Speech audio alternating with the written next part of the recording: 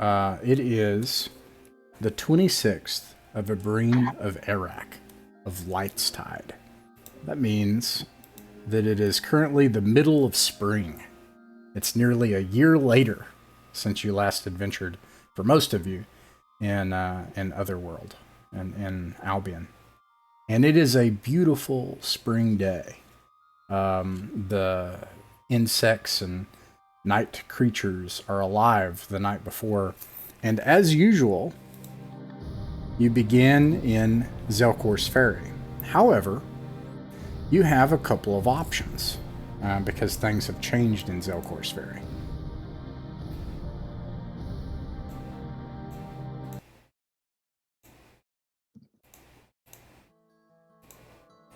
So it's the evening before, actually, the 25th of Ibreen. And I just put a blank sheet on there because I hopefully will add to it. But there are a lot more houses, and this is a proper village of hundreds of people. There are these tenements that kind of go out on piers out on the water, and that's how they've expanded. It's kind of just like branched out all over the island around the ferry. The ferry boats, they come and go regularly now. Every week. There are 3 main ones. The path to Bard's Gate to the west is still not commonly traveled, but some still come. Otherwise, you don't see many people come from the Forest of Hope anymore. It seems that whoever decided to stay in one of the major settlements you discovered chose to stay there, or they came here, or else they didn't make it. You have the Bristleback Inn, which is usually where you'd stay. It's a gold piece per night, and we will calculate the previous week. It's a gold piece, but you now have a new establishment that some of you have access to. First of all of the clerics, including Bloombad, can stay at the temple for free. So you don't have to pay for housing, so you just pay for food. I listed the amount you have to pay for food in roleplay. It's several silver pieces. And the same goes for those that are members of the Hounds of the Pine, because you have a mercenary lodge, hunting lodge, a hero's lodge, whatever you want to call it. But it's this sturdy wooden lodge where mercenaries and adventurers come to drink and swap stories and find adventure. And so you can choose tonight where you'd like to, what sort of company you want to keep. And I'll say you don't have all evening, and everyone isn't always in one place. So you can choose, since you have 3 members of the Hounds of the Pine in the group tonight, you could choose to drink and carouse at the lodge, or you could go to the inn. But if you are not a cleric or a Hounds of the Pine member, you should subtract 7 gold pieces. If you have a horse, you should subtract 2 silver pieces. Right, 2 silver pieces per day. So that's 1 gold piece and 4 silver pieces. Right, 2, yeah. And what if you have a mule as well? That's another 2 silver pieces per day. So that would be 2.8. So 2 gold pieces and 4 silver pieces. I assume it's okay if we just pay in silver. Yeah, that's fine. And there are a few other things here that you can look at. There's a trading post. There is a gem cutter. There is a strange hut that sits over the water, emitting bizarre smells. And there is now a bowyer, Alaric's arrow shop. Arrows and bows. And you can buy bows, arrows, bolts, crossbows, etc. there. And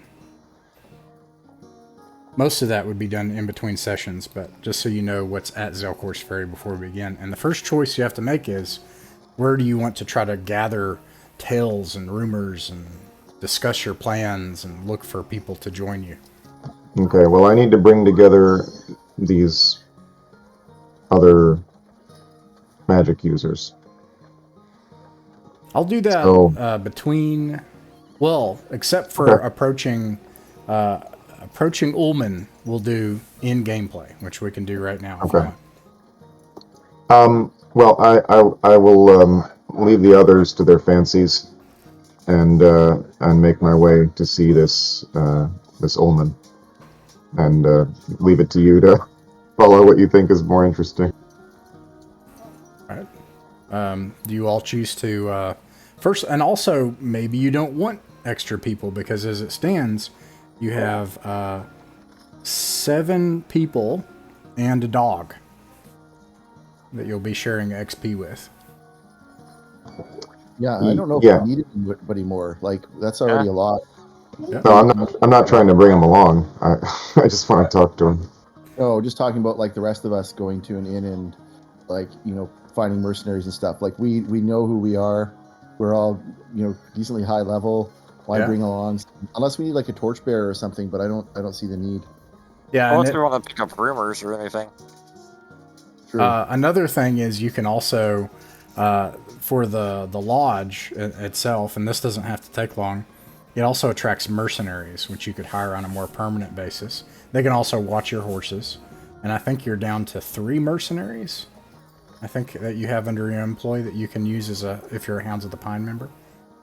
And Ross, I was way a minute, but I noticed that Malar and Rodokan are still in my employ. Yeah, they're your henchmen. They're until they're dead or until you stop paying for all their drinks and partying. As long as you just keep partying it up, they're happy. Yeah, okay, so we have a couple scoundrels that I keep in line through bribery and fear. Yeah.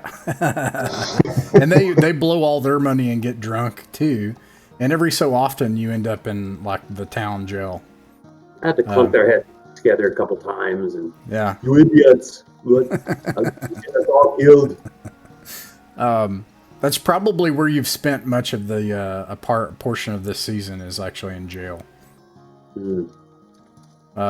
Maybe some of the people here spoke for you and decided they needed your muscle. I saw him almost broke too. I've only 30-something gold pieces, so I'm looking for some treasure. Right, and they are too. Is what. Also, did you staff the lodge with a staff? I can't remember. I think we probably would. I don't know if Probably anybody said we did. I thought some carried over. Carried over? Yeah, We inherited some stuff, I thought, but I think it would be cool to do that, like to have someone who tends the bar. And I also imagine that sometimes that person's not available and Flanagan is behind the bar doing what he can, and there's got to be someone cooking food. Maybe it's just one meal a day that's available or something. But yeah, I think we should staff it. I'm into that. All right. Yeah. It's a gold piece per month. You can staff it with up to 3 people, which would make it 3 gold pieces. And you get 1d6 per mercenary or group of adventurers that appear per week. Could we spend like 5 gold pieces a month to get an exceptional cook or something? Eventually. Yeah. It's in the setting document. It's in there, actually. The price for a cook. Oh, And I'm cool. thinking about bringing in entertainment and Yeah, that's all in there too. Yeah, in the setting document. There's a certain number of people needed in the village and certain number of industries that need to support it, and then you can bring in professional entertainers and things like that. Anyways, let's see. How many staff do you hire for the lodge? Well, go ahead, Darren. you need 2 shifts at minimum. Yeah. You need somebody to actually manage it. He has to be paid more. Yeah. You can have up to 3, and these are just people that work. Yeah, that work there. So we'll get a manager, a cook, and somebody that can. Do we have stables? That's not in this one. We're pretty simple, right? We're just a. The only it's pretty simple.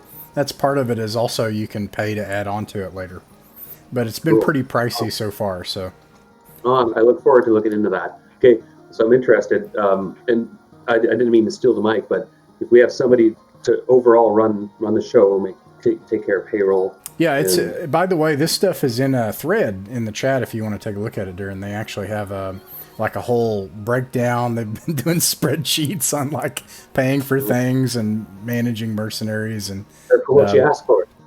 Excellent. Yeah. I'll have to look into that. yeah. So generally, yeah, we And have to have any player is welcome to pay into this and join it, as I understand it. I would say that whatever payment rate, I will make this decision that the equal payment rate of all the players that help build it is what's required to enter, because that seems fair to me. But if you pay that, and do you remember how much you paid? It was a lot, though. It was like 700 gold, 800 gold, or something. Yeah, it was something like that. Yeah. $3,000 or something, wasn't it? But they spread it out. But anyways, and then you get these benefits. So here are the benefits. You do know, so this could help inform your decision. You don't know what's going on at the inn, but you have people to tell you what's going on at the tavern. There is a mercenary that has appeared looking for work. You already have 3. And then there's a group of adventurers. So, that is 2d6 times 3 is 66 gold. Whoa, that's how much gold we made? We made 66 gold. Wow. 6d6. So you made 20 gold pieces in the week from people coming in and eating and drinking and paying for cots to go out on adventures. These, by the way, are your rivals right now, but they also look to join you and stuff. Okay. I'll make a note of that. So it's 20 gold pieces. And how much is a mercenary? So mercenaries that go to guard your horses go at a different rate. It would say they're adventuring mercenaries. It's close to like 25 gold pieces for an adventure, basically. But he will guard the horses. That's the horse guard one? Mm-hmm. So like if you took 2 mercenaries to guard your horses while you're in the dungeon, they will help you in combat overland. They will not go in the dungeon. They will guard your horses competently. And it would cost close to 50 gold pieces for the adventure tonight. How much gold did we make off of the inn? Did you say 20? 20, yeah. 20 gold? Yep. Did almost pay for one. Almost We should probably buy him. I'll chuck in the difference. Oh. Another 5 gold. Okay, so that's 1 mercenary. Okay, so we've just hired 1 more mercenary? Yeah, I think we have 3 now. For an escort and guard. Yeah. Why not? You want 1 more as for 2? Yes, we need a torchbearer at least. A torchbearer, the hirelings that are level 0, anybody in this town will agree to go into Death's Maw for you right now. So people are desperate for work. A level 0 hireling will share XP, but they only pay for a flat rate, so they don't take a share of the treasure.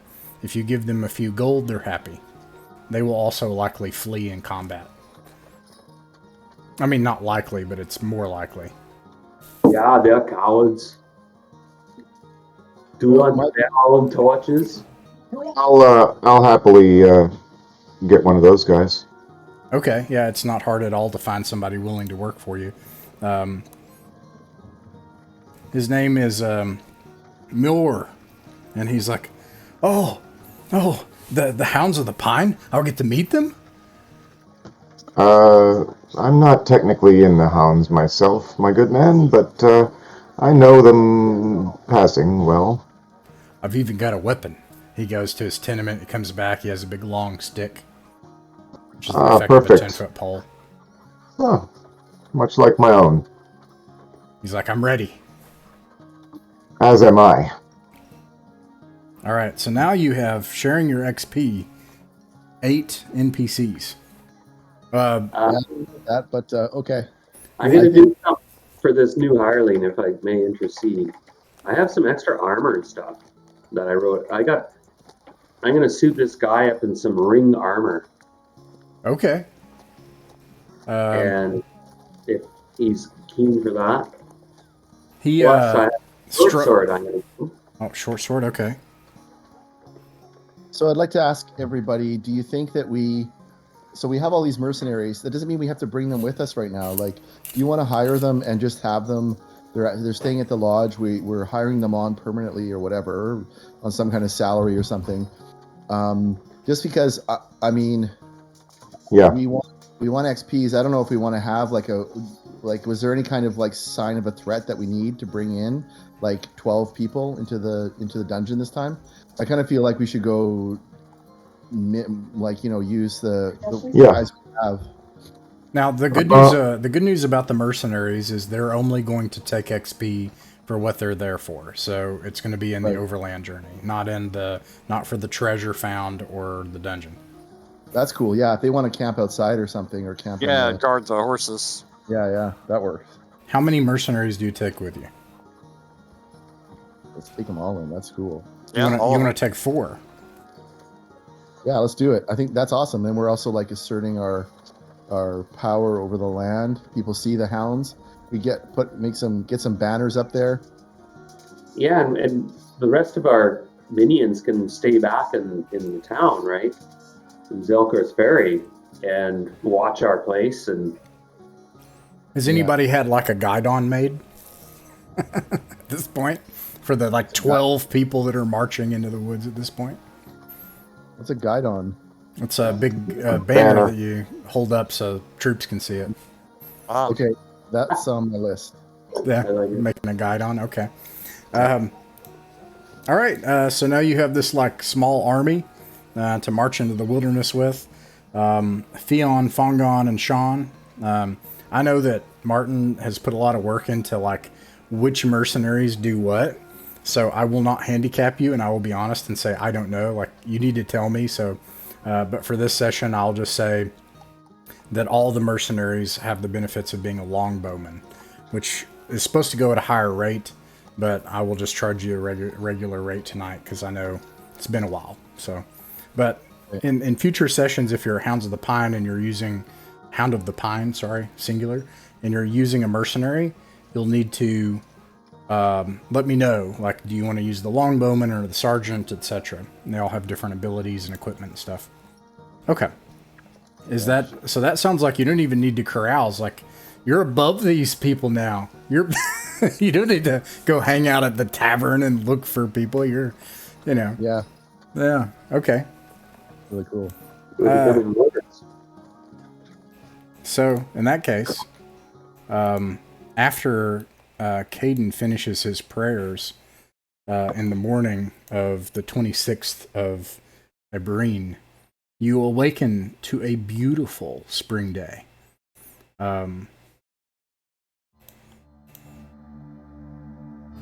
And at this point, you're pretty familiar with the area, so you can, Chris, you can tell me where you want to go. Are we going to leave Ullman for between sessions? Oh yeah, right. Ah, I'm sorry. Yeah, Ullman. Thank you. We can totally talk to Ullman. That's worth doing. He may have information or things that he wants. I'm gonna ask everybody, do you want me to bring find traps, hold person, or silence? Ooh. Yes, I have a similar question for the group. Sorcery. Well, What was the first one? Find traps. That seems very useful. Yeah, I think I'll bring that. You can tell me what that does so I don't have to keep the page open, and I will say that Bloombad has another round of that, and cure light wounds or something, I'll say, because I don't have his character sheet, but cool.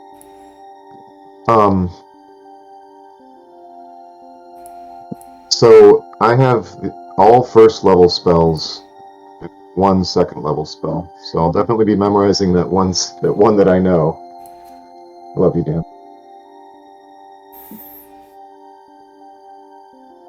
Sorry, saying goodnight to my son. So The second level spell that I know is Darkness 15-foot radius. And I currently have Charm Person and Sleep memorized. I just love me some Charm Person. But there's a lot of other things I could do, and I could do Protection of Evil helps me, doesn't help anybody else. Light, of course, detect magic, read languages, read magic. I'm cool with you both taking whatever you feel is right and being surprised with whatever it is from my side. I mean, we don't have any kind of like tactical, anything that we're approaching that we know. But I mean, Find Trap sounds good, but anything else you bring is like, I don't know, whatever you bring is cool with me. Okay. Flanagan has been, I think, over. I know we're going to do Ullman thing, but I'll just say he's been probably just preparing over the last couple of days and really working on the lodge and that kind of thing. Over the winter, I mean, you all probably know by this point, he's been pretty disturbed by it, but he's got this thing where this curse from the Rappan Athuk, where when he wakes up in the morning, he's covered in as much moisture as there is falling upon the land. So he has his own private quarters in the lodge. I imagine it's kind of in the back of the hearth, like there's the hearth, but it's got a backside too. And so every morning he's like hangs up all of his soaking wet clothes and everything. So he has a mule that he's bringing out called Birdie that's got extra bedrolls, extra clothing. He's got all this like cloth he has to bring because he's always wet in the morning at least. And there's a lot of shame and embarrassment around that, but he's finally probably told all of you about it. I want to get it fixed at some point. This has got to. I don't want to be living like this for the rest of my life. Actually, maybe I'll go to Ullman with you. What's your name? Magnus. Magnus. Maybe I'll go with you to Ullman, and maybe he's got some thoughts on it. I sort of look askance at you and say, if you must. Who am I to say no? I mean, if you want to have a conversation, that's fine too. I don't mind. Well, perhaps it's better with someone who seems like a bodyguard. Yeah, I'm not comfortable around that man. I don't tend to spend too much time in there, but yeah, I'm happy to go with you. As you approach his hut, Magnus, you see this probably at this point what is the most ramshackle, bizarre conglomeration of things forming a building left on this peninsula. And it smells strange, and smoke comes up out of a chimney from inside a stove or something. And as you get close to the hut, Rex starts losing his mind and growling and barking.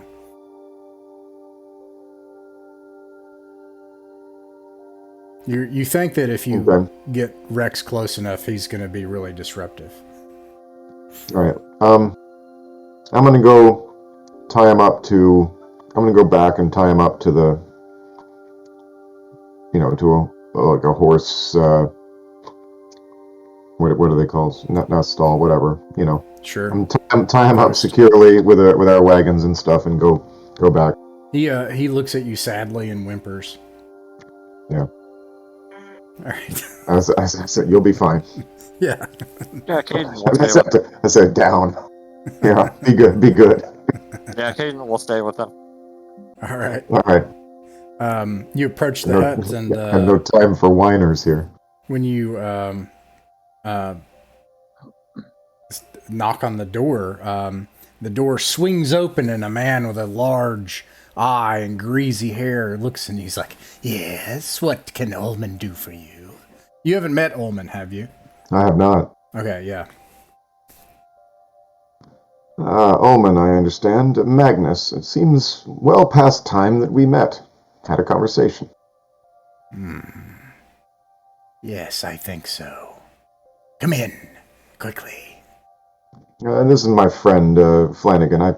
Perhaps you know each other. Yes, I've met him. He seems completely uninterested in Flanagan. Yeah, I walk in, stay in the back, stay closer to the door, just looking at a shrunken head on the wall or whatever he's got there. I'll poke around, but let them talk. when you go in, Magnus, you see all sorts of strange and sometimes grisly items. You see a portion of what was once a goat, and it seems to be that he is collecting its blood. And you see other creatures that he seems to be like trying to extract their vitae. There are things in here that are dried, but some of them don't seem to make sense for the common animals in the area. And there is a pot that's boiling, and it looks like he has an alembic, and there are different things he's mixing together. It smells horrible. And he invites you to sit on a... Is it a smell that I would recognize?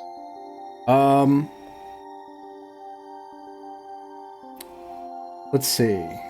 We've got vitae. We've got... I think you could make an intelligence check.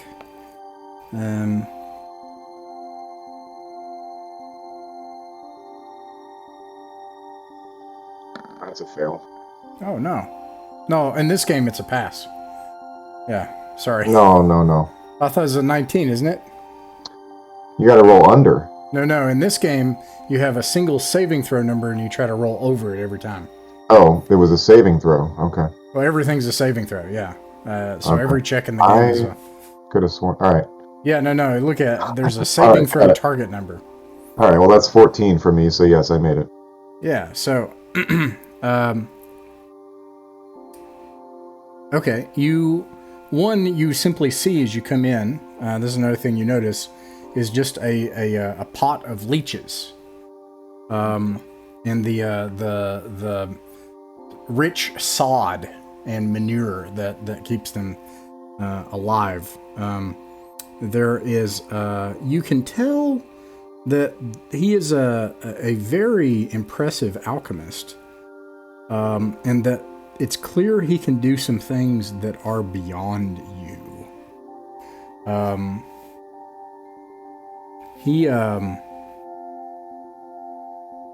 You see some chests that are locked.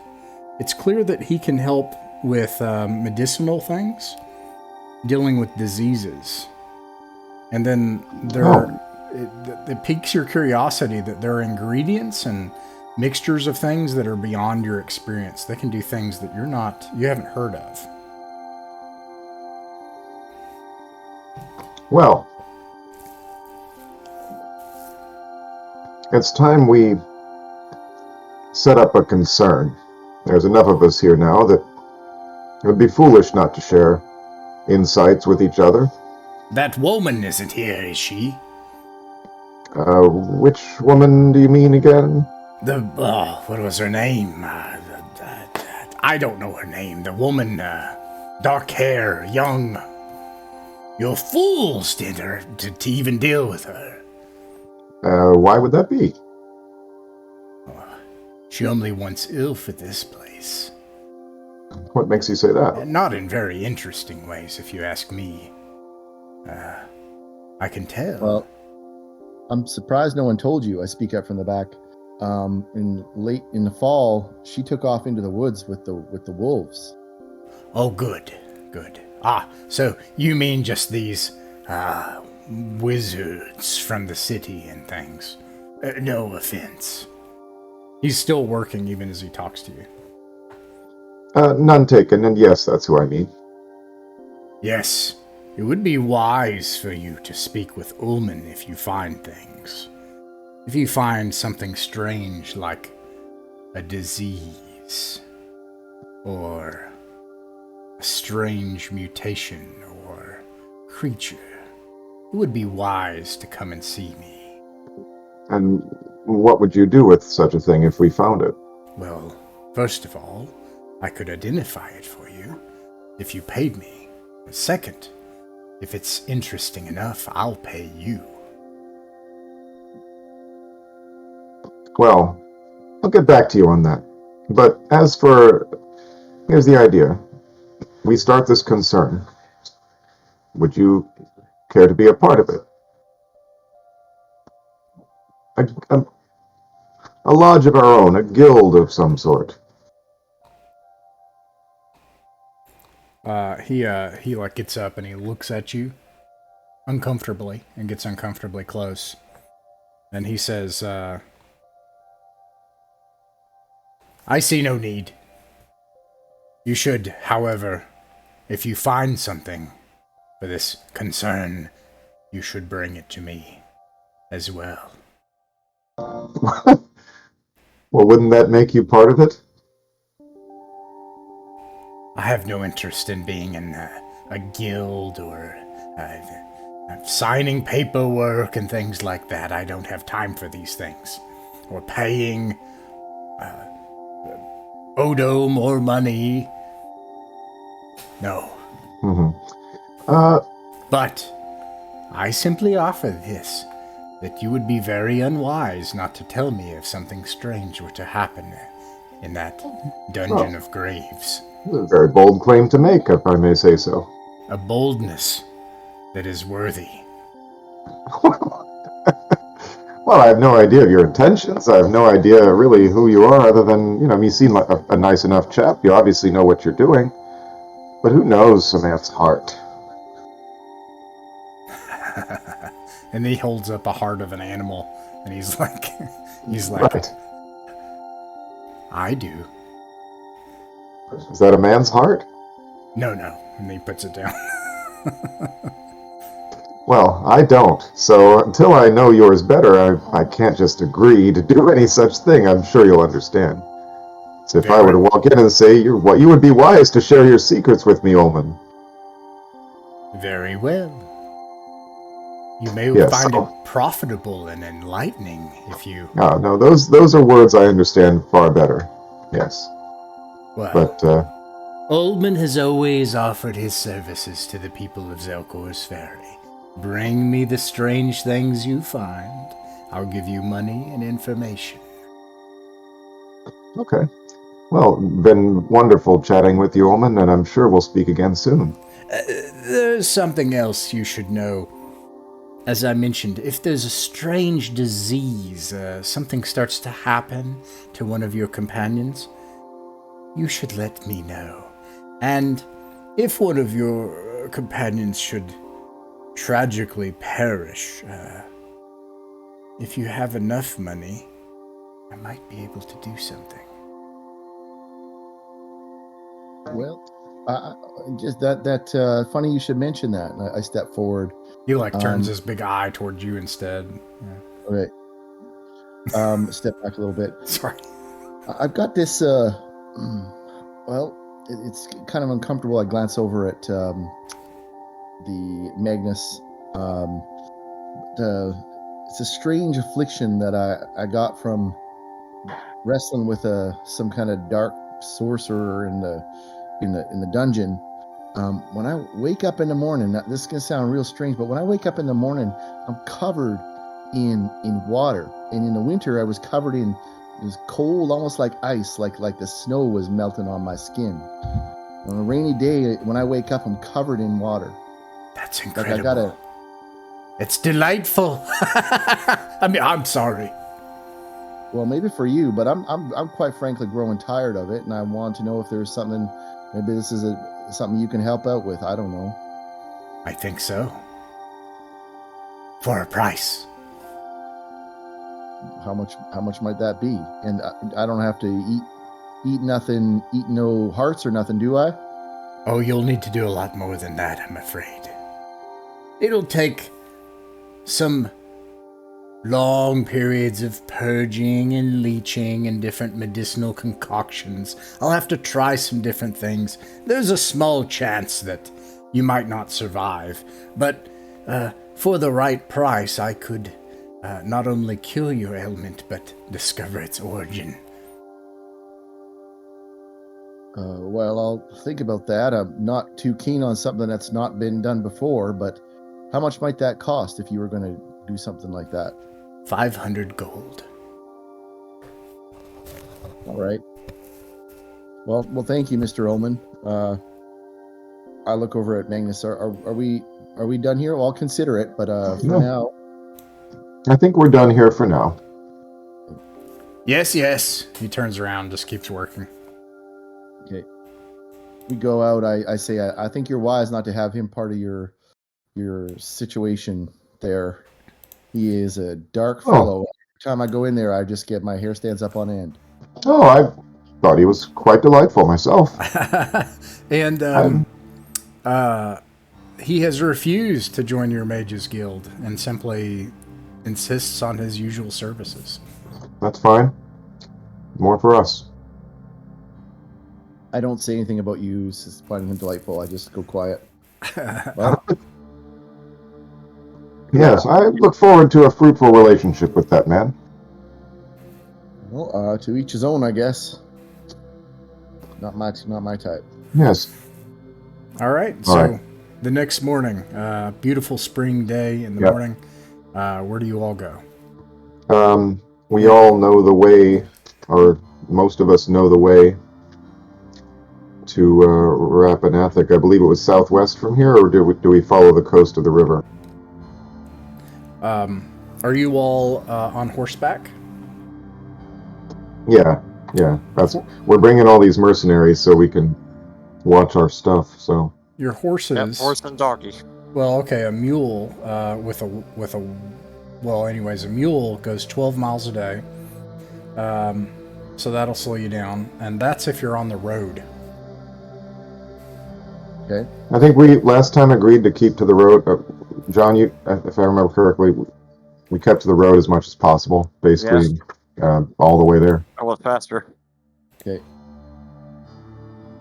Real quick, Ross, I don't have a horse. How much is a horse? If there's any around. There are some horses, a small stock of them. They are 40 gold pieces. Okay. I'm just going to get a riding horse. Okay, go ahead, everybody. Okay, here we go. If you're sticking to the road.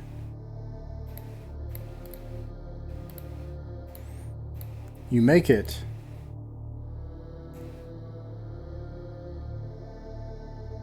just south of the saddle. Now you could, you don't have to end your day there. You could do it somewhere short of that on your journey if you choose to instead. But this is how far you make it. You can see the cabin over here and two different groups of woods. Just for reference, this is the distance is true. This is a 3-mile wood, and the saddle that you crossed, a broken ridge line with a bald hilltop right here. Night falls. What do you do? Make camp. Okay. You make camp there. We could move on to the homestead. That would mean being exhausted, wouldn't it?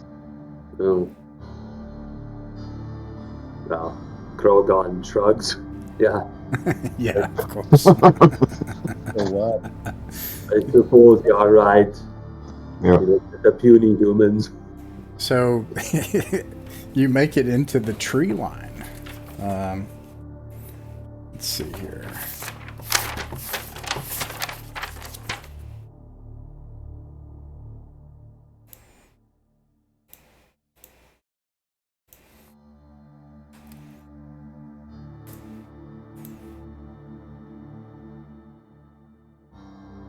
This feels so much more, man, like when we were doing this in the fall, this was 2 days journey.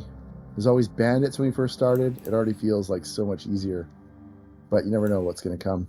You can feel the changes in the world, which is really cool. Magnus, roll a d6, please.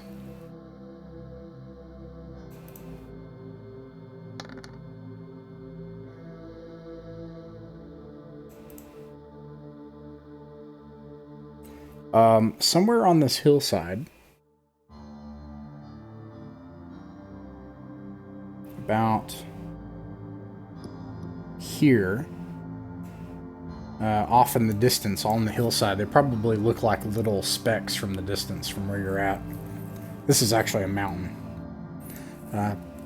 You see a troop of humanoid peoples on foot, traveling this way. What do you do? Not a thing. Not a thing. Krogon immediately turns to Mela and Rodakon. You know the routine. Hide. Get your missile weapons ready. All right. Yep. Wait for them to pass. Yep. So I guess they're leaving the dungeon, it looks like. Do we recognize any insignia or banner? Krogon's gonna go forward, hiding though, watching carefully. Who do you think they are? All right. Magnus, you can make a wisdom save.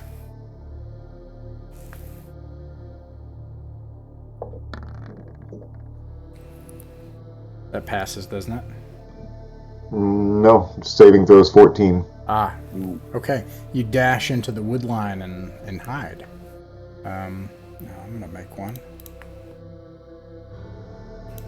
You hear scuffling as you hide in the woods. It takes a couple of hours. It's clear that these things are hunting for you. Ah. You keep Rex close, and you like have to soothe him as he trembles and shakes and roll and is about to just like erupt. But you're able to keep Rex like quiet. And you keep all the horses next to you, and you stay maybe near the side of a creek bed, so you have a bit of a defilade and break the line of sight, and you just keep everything there, hoping that about 100 yards off in the woods, as you hear them tromping around trying to find you in the woods, hoping that they don't hear your horses in the creek, and eventually they pass and you don't hear them anymore. Did we have any idea when we saw them from afar how big they were? Like you said, humanoids. Were they human-sized or? They were about human-sized, yeah. Okay. And how many? Somewhere between 5 and 12. There was like a platoon of them. There was a bunch of them. Okay. Krogon looked at Flanagan, and you could tell Krogon was just wanted to run out there and start hacking. Yeah, I was on the edge of it too, but that's okay. Maybe we should have. Yeah, it's too late now. It's always good to know what's out here. I mean, if some other folks have come in over winter, better we know than not, especially when we match them in numbers. In ambush. Do you want to track them?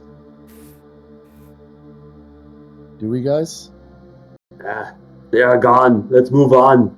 We're going to the dungeon. No treasure. Treasure. Let's do it. Yep. But if they're going out of character slightly, but Krogon's thinking, because he does once in a while, and he wonders their trajectory would be where?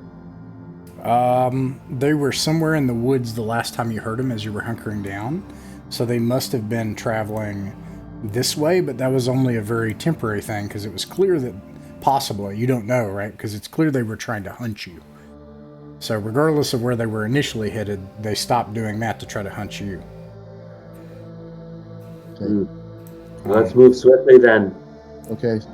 When we get up to the mouth of Doom, I'm going to just check the ground and see if there are tracks indicating that they left the... Did they just come out of here?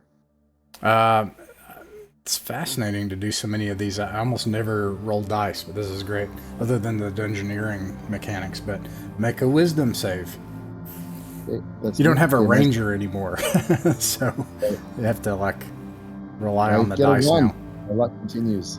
I fail miserably. All right. Yeah, you're not sure if they marched nearby here. The best you can tell is you gain no indication that they actually went into the mouth of Doom itself. Okay. And the next thing is, if anybody can tell me how to get to that area with the teleports and stuff, then you can get there without random encounters. Okay. I just posted the map there, so I might as well just do it. So we go down through the main entrance. We take the southern door, which has a star on it, and then we go east, down the hallway. We skirt around the 15-foot deep pit and head south. Then we head back west and do a little bit of a jog to the north, and then continue west, and then go south past the barracks, and then east again, and south into this weird evil temple that has a big braziers of green flame. And we crawl down underneath a secret passage underneath a statue. We carefully look around to make sure there's no giant leeches on the ceiling, etc.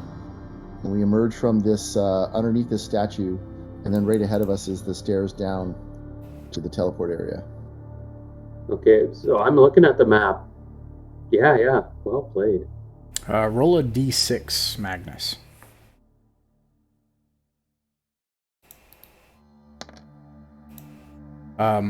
Fortunately, you are able to see that some of these things are in here, and if you choose, you're able to avoid these large, fast-moving, disgusting, serpentine, slimy things that are on the ceiling and walls.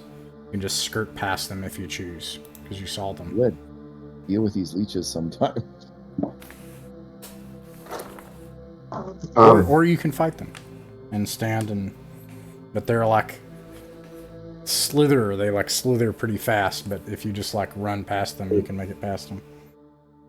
I'll fight any man, but I don't like slithery. Let's move on. All right. Yeah. Okay.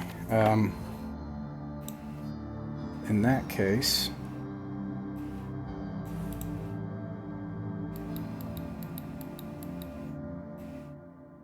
now I forgot to mention this VTT has a ton of assets, and it is a gigantic, high-resolution map with lighting and stuff like that. It's got a lot going on, so it's going to be very laggy. I would be surprised if anybody can use it without a ton of lag. So, because of that, I would suggest thinking of the VTT more like if we were in real life and it was a battle map, instead of thinking of it like a video game, because it will not meet your expectations as a video game very well. And instead, you just tell me, I'll paint the scene, you tell me what you want to do, and I'll just move the group there. And because on my computer over here, I can move you very quickly. Cool. Okay, so the first thing you see...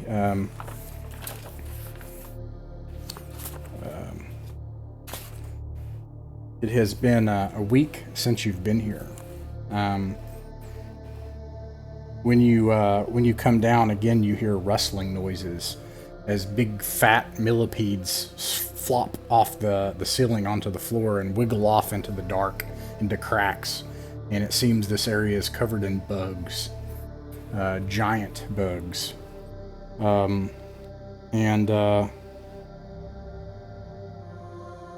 Other than that, well, I'll move you ahead a little bit just so you can see these long stairs. They go down for a ways. Like, definitely more than one floor, but you're not sure how far. It leads open into this big room here. Who has a light source lit? So Flanagan will have a torch lit. Okay. I got a lantern, but I'm not walking in front. Okay. I will. I'll do it. A torch? Yeah, you know what? I won't light a torch because I'm going to be in the front, so it doesn't make much sense, does it? People in the middle should have it, like Rotacon or Boombat or something. Well, yeah, that's probably true. All right. Do you give them torches? I have Malar currently with a torch. We've also got. Yeah, Yeah, is that the torchbearer? Sure. Yeah. No. I'm the guy we hired. We hired a guy just now. Oh yeah, sorry. You've got a torchbearer and then 3 mercenaries outside. Yeah, they're outside, but the torchbearer. Mm-hmm. Yeah, you want him to stay in the middle and hold the torch? Yeah. I'd like him to hold my lantern for me. Okay, in the middle with a lantern. Boom. Lantern's at 60 feet.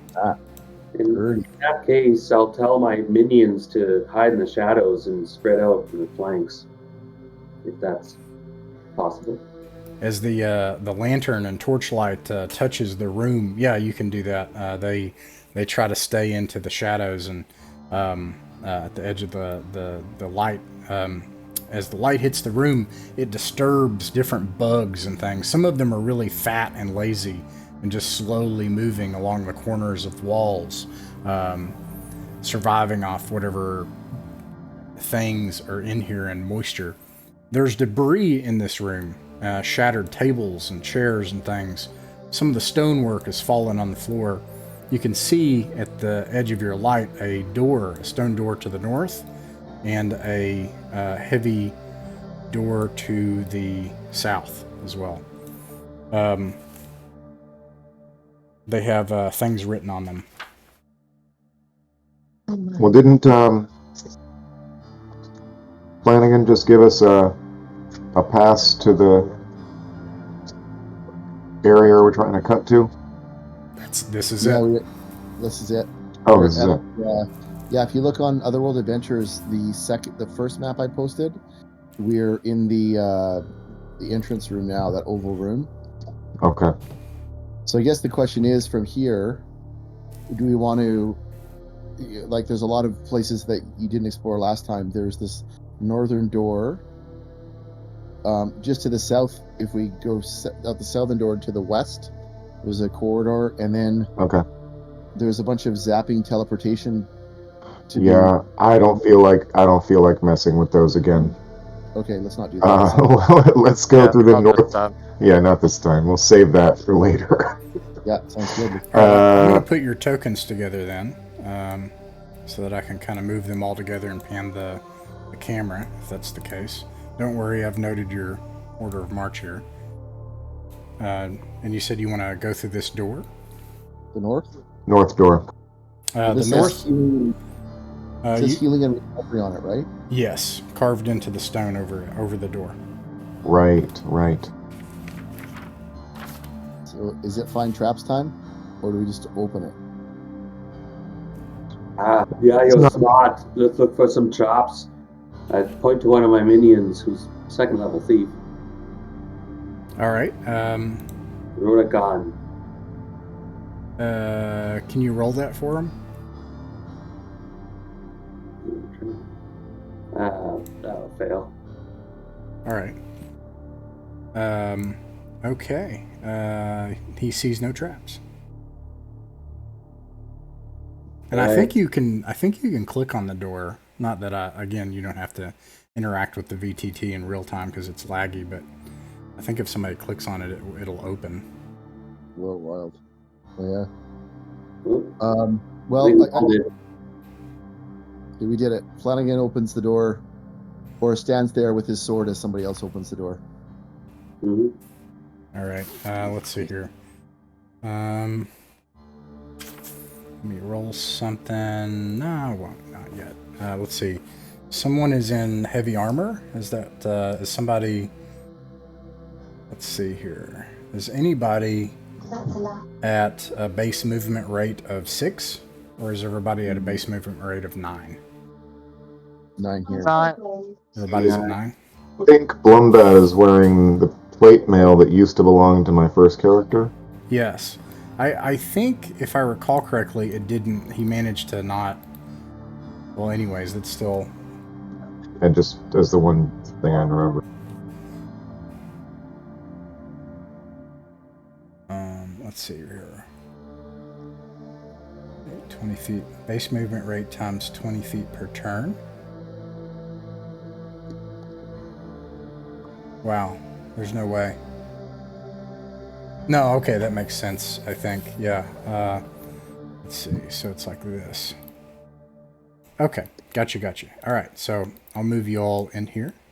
Nothing happens when you enter the room. And I'll describe the room. The walls of this room are decorated and painted with murals of men and women in white robes ministering to the sick and the injured, in addition to pictures of healing, There's also a large figure wearing a white robe, surrounded with what appears to be a painted golden aura.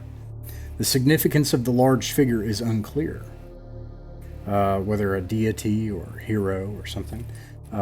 There are other murals in the room that have been badly defaced. And on all the murals, the left hand of each healer has been painted over with black paint. There are long scratches across all of the figures.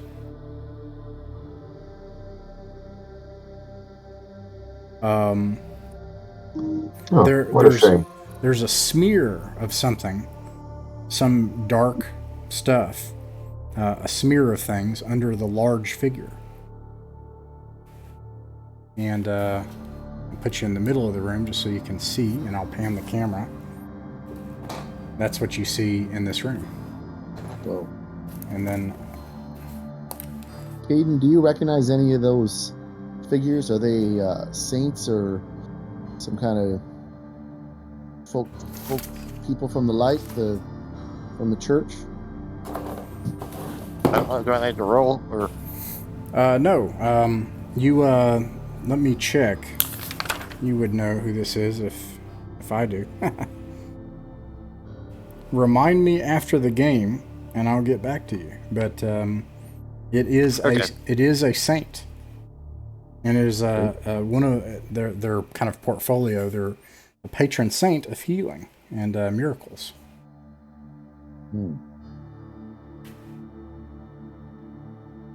Well, that's soothing, but also disturbing, seeing as it's all defaced.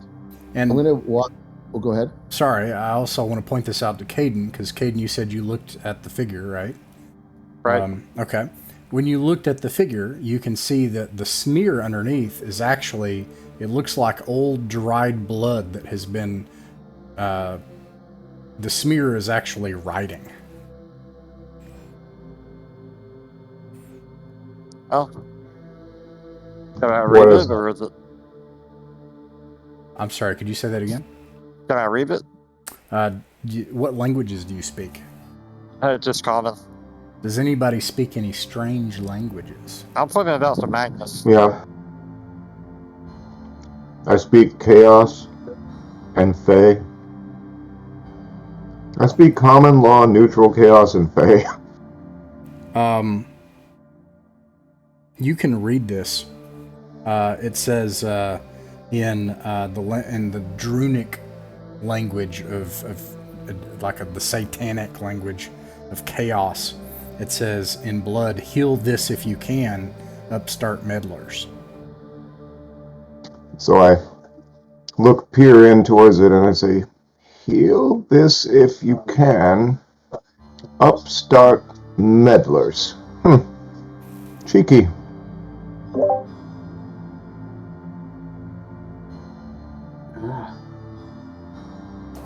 Well, how old is it? Does it look like really old, or is it like a month old?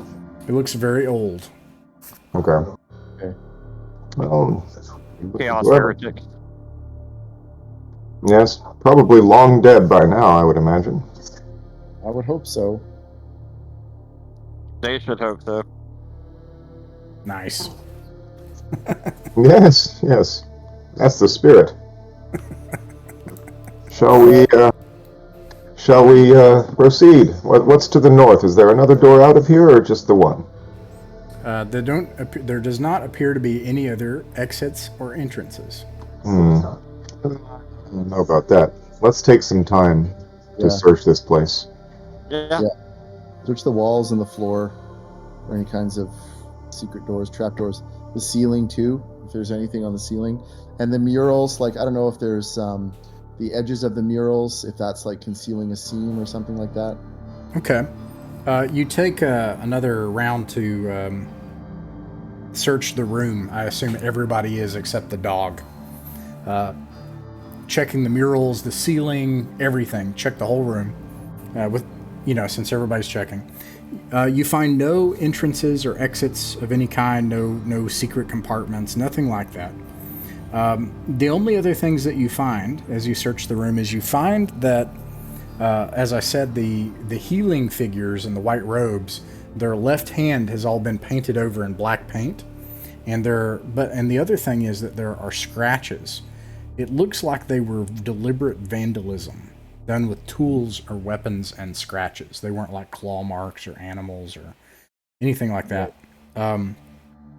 People did this, and several of the murals are badly defaced. Apart from that, there's nothing else you find in here of value. Well, we all knew this wasn't a place of good anymore, but it's nice to know that at one time there was. Maybe one day it will be converted back, Caden. Well, if so, you were the gentleman to do it. Well, not me, but If it can be. It seems a shame to leave such beauty defaced in such a way. Nonetheless, on we go. it's awful. It was probably a beautiful place at one time. It still is. You don't see workmanship like that. You make it to the previous room. Where do you go from Yep. here? We go back south and then west. Do it. Yeah, I think since there were traps in the hallway to the right, I think I'm gonna cast find traps before we go to the left. Good call. All right. Just to clarify, in the previous room, there was some being that wanted to be revived or something. The art appeared to make it that it was like holy or divine, and in fact, Caden confirmed that for you, that the divine figure was a saint. It was a saint of the Church of the Light, and the robed figures in the murals were like, healers, but someone had defaced it, and they had painted over the healers' left hands in black paint, and they had scratched in blood beneath the figure. And it was desecrated. Yeah. And we couldn't fix that. And Krogon isn't the type to worry, but desecration is defilement that all is honorable. But we'll move on. All the left hands were defaced. Okay. Well, Seems like Go ahead. Seems like Bloombad might have. I don't know what he could do about it right now. I don't know. Maybe there is something. Is there something a cleric can do to? Maybe if you came back with gypsum or paint or plaster or something, you could at least try to cover up where people had scratched it and stuff, But and in fact, Magnus is right. It was a beautiful work of art, and it was scratched. So to redo it would take an artist, which is in the book, which you can hire, which could be cool. brought here and We'll make a note on that. turned into a base. You could turn a part of the dungeon into a base someday. Yeah. Little chapel. Cool. Alrighty. All right. What do you? Oh, west. Okay, so someone can open the door if they want. He Or has they can check the door. He has fine traps on. Caden does. Yeah. I'm still here. I'm just gonna grab my rule book. Yeah, my as soon rule- as we go through the door. Okay, if you have as soon as you go through the door. Okay, who opens the door? No, Malar is gonna. Malar, I say, check it out. But you succeeded, Malar. What did you find? And he found nothing. It was okay last week. All right, I'll keep you all together here. I guess that doesn't mean it will always be okay, though. Indeed. Okay, and I'll roll another one of these. It lasts for 20 minutes. I'm here. Just give me 2 seconds. Is anybody using a torch? Well, our torchbearer should be carrying my lantern right now. As soon as you enter this hall, you detect traps, which I'm sorry, I didn't paint them here, but there are these. You used chalk. Someone had chalk, if I recall correctly, and you Yep. Yeah. painted the places where these things were over there. Apart from that, you don't detect anything yet. But as soon as you come into this corridor, all of a sudden walls of just like giant black things, like a shower of fat black roaches that are this big, fall onto you and skitter around. Their long legs just skitter all over you, you know, and but they don't hurt you. But you have giant roaches that skitter all over you, and they eventually skitter off in the darkness, afraid of the light, into cracks in the walls.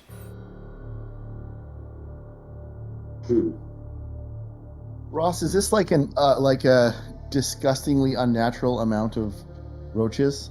You've definitely never seen a roach this big in this world.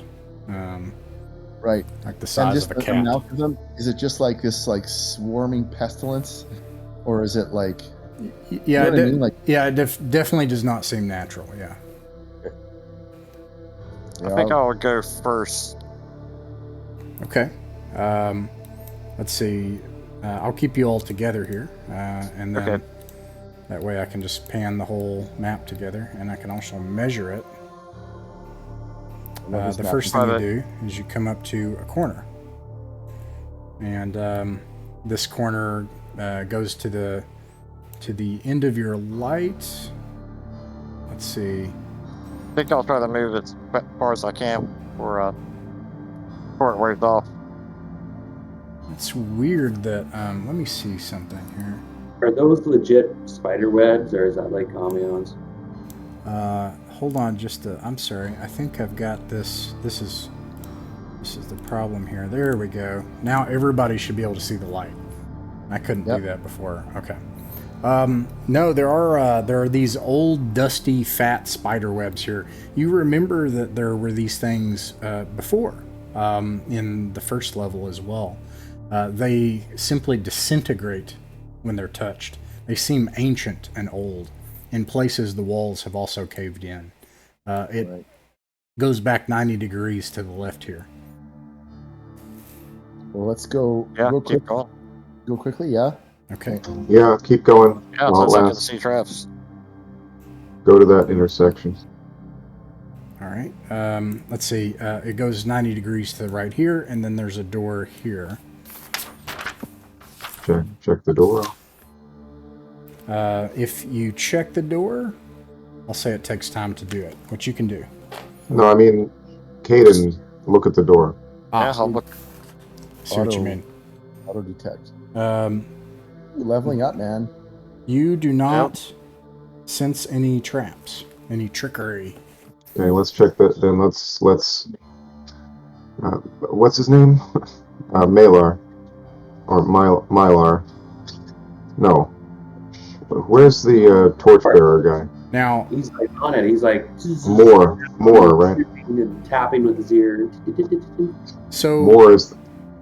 you have, 4 NPCs with you. You have a torchbearer, and then you have Krogon has 2 henchmen.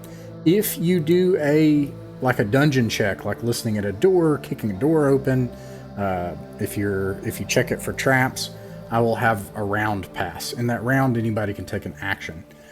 So just let me know if that's something that you want to do. It just takes time. Well, here's a thought. I don't know what you think of this, but what if we just keep going down the corridor with it while Find Traps is on? We know there's no traps on that door, and we come back Okay. to it. I don't know. Okay, Yeah, I'm Let's- good with that. let's do that. Whoa, Excuse me. whoa. Here, don't move the tokens. I'm in the... Here, I'll put them back together here. This way I can keep the map moving. All right, here we go. Give me just a second. Okay.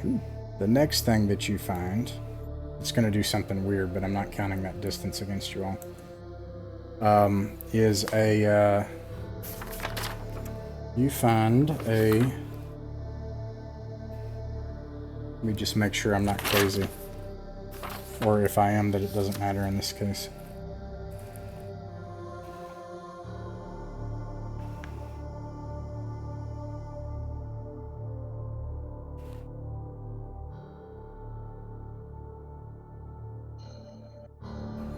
Yeah, a long trail of blood.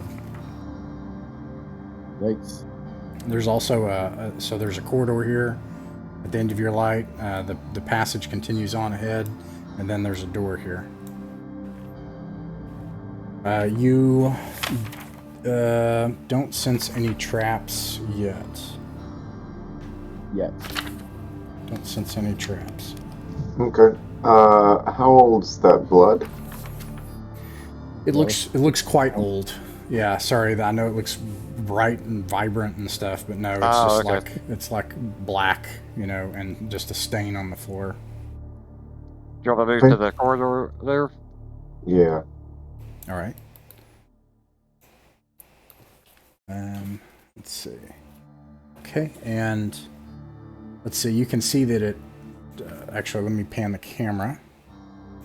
Whoa. You can see that it turns 90 degrees to the left here, but the corridor also continues on past that, and then past some old cobwebs here.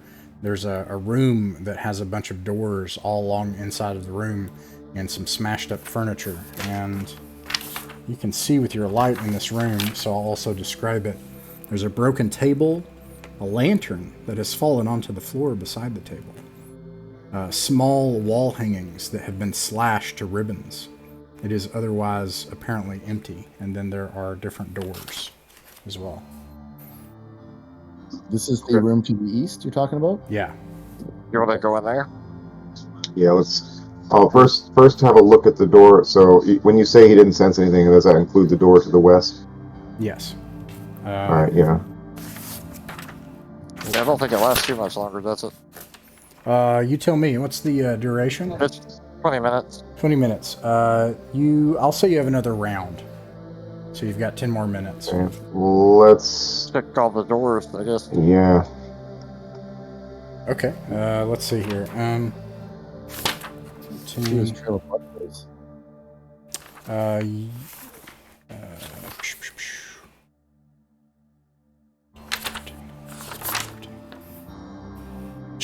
checking for the traps, because you said that's what you want to do, right? Yeah. Yeah, the room with all the doors.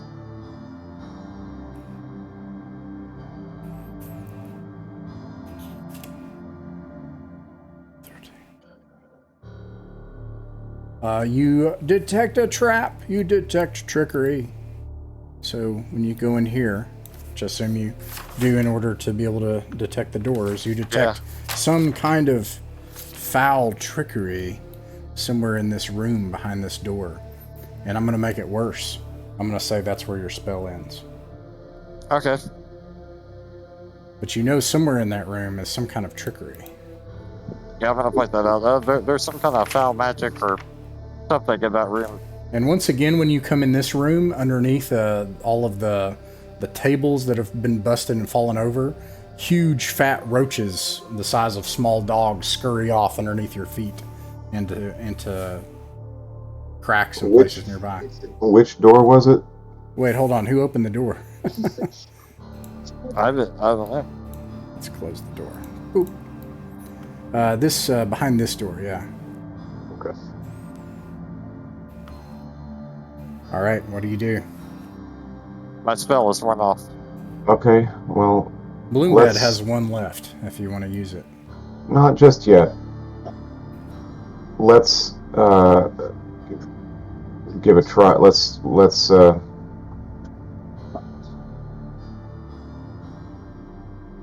Does the blood go into this room? Yeah, it does appear that the smear on the floor continues into that room. And, yeah. Maybe we should check that one. Maybe we should check that one first. Okay. Yeah.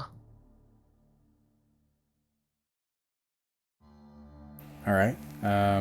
Do you open the door? What do you do? What do you do Yes. next? Yeah, because we know there's no traps. The only one that has trickery is the top left, right? Yeah. Yeah. Yep, that's the only one I saw. Okay, so yeah. Okay. You open this door, and inside, all of a sudden,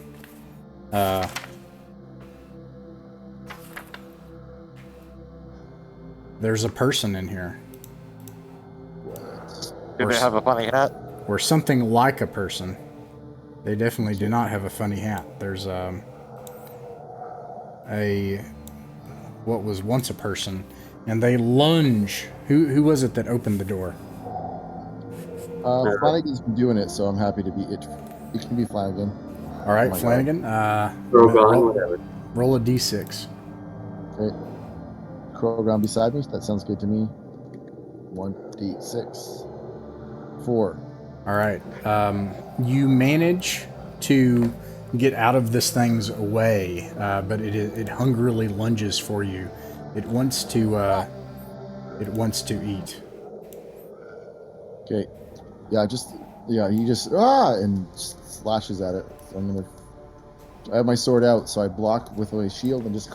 All right. Yeah. If anybody doing that that's around here, so Flanagan. Let's see. Malar, Moore cannot really. Rodocon and Krogon can all make an attack if you want. Okay.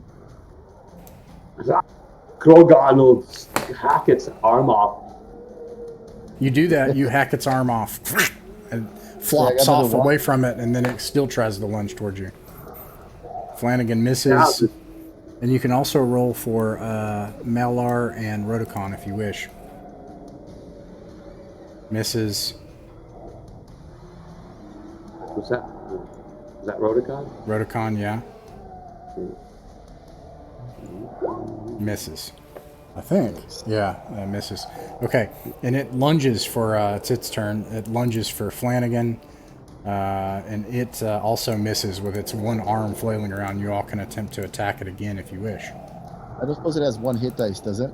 Does it talk? It does not have 1 hit dice. Its version of talking is a gurgling, like stuff that's coming out of its mouth. You see bugs actually coming out of its mouth. No, God, get it! And I slash.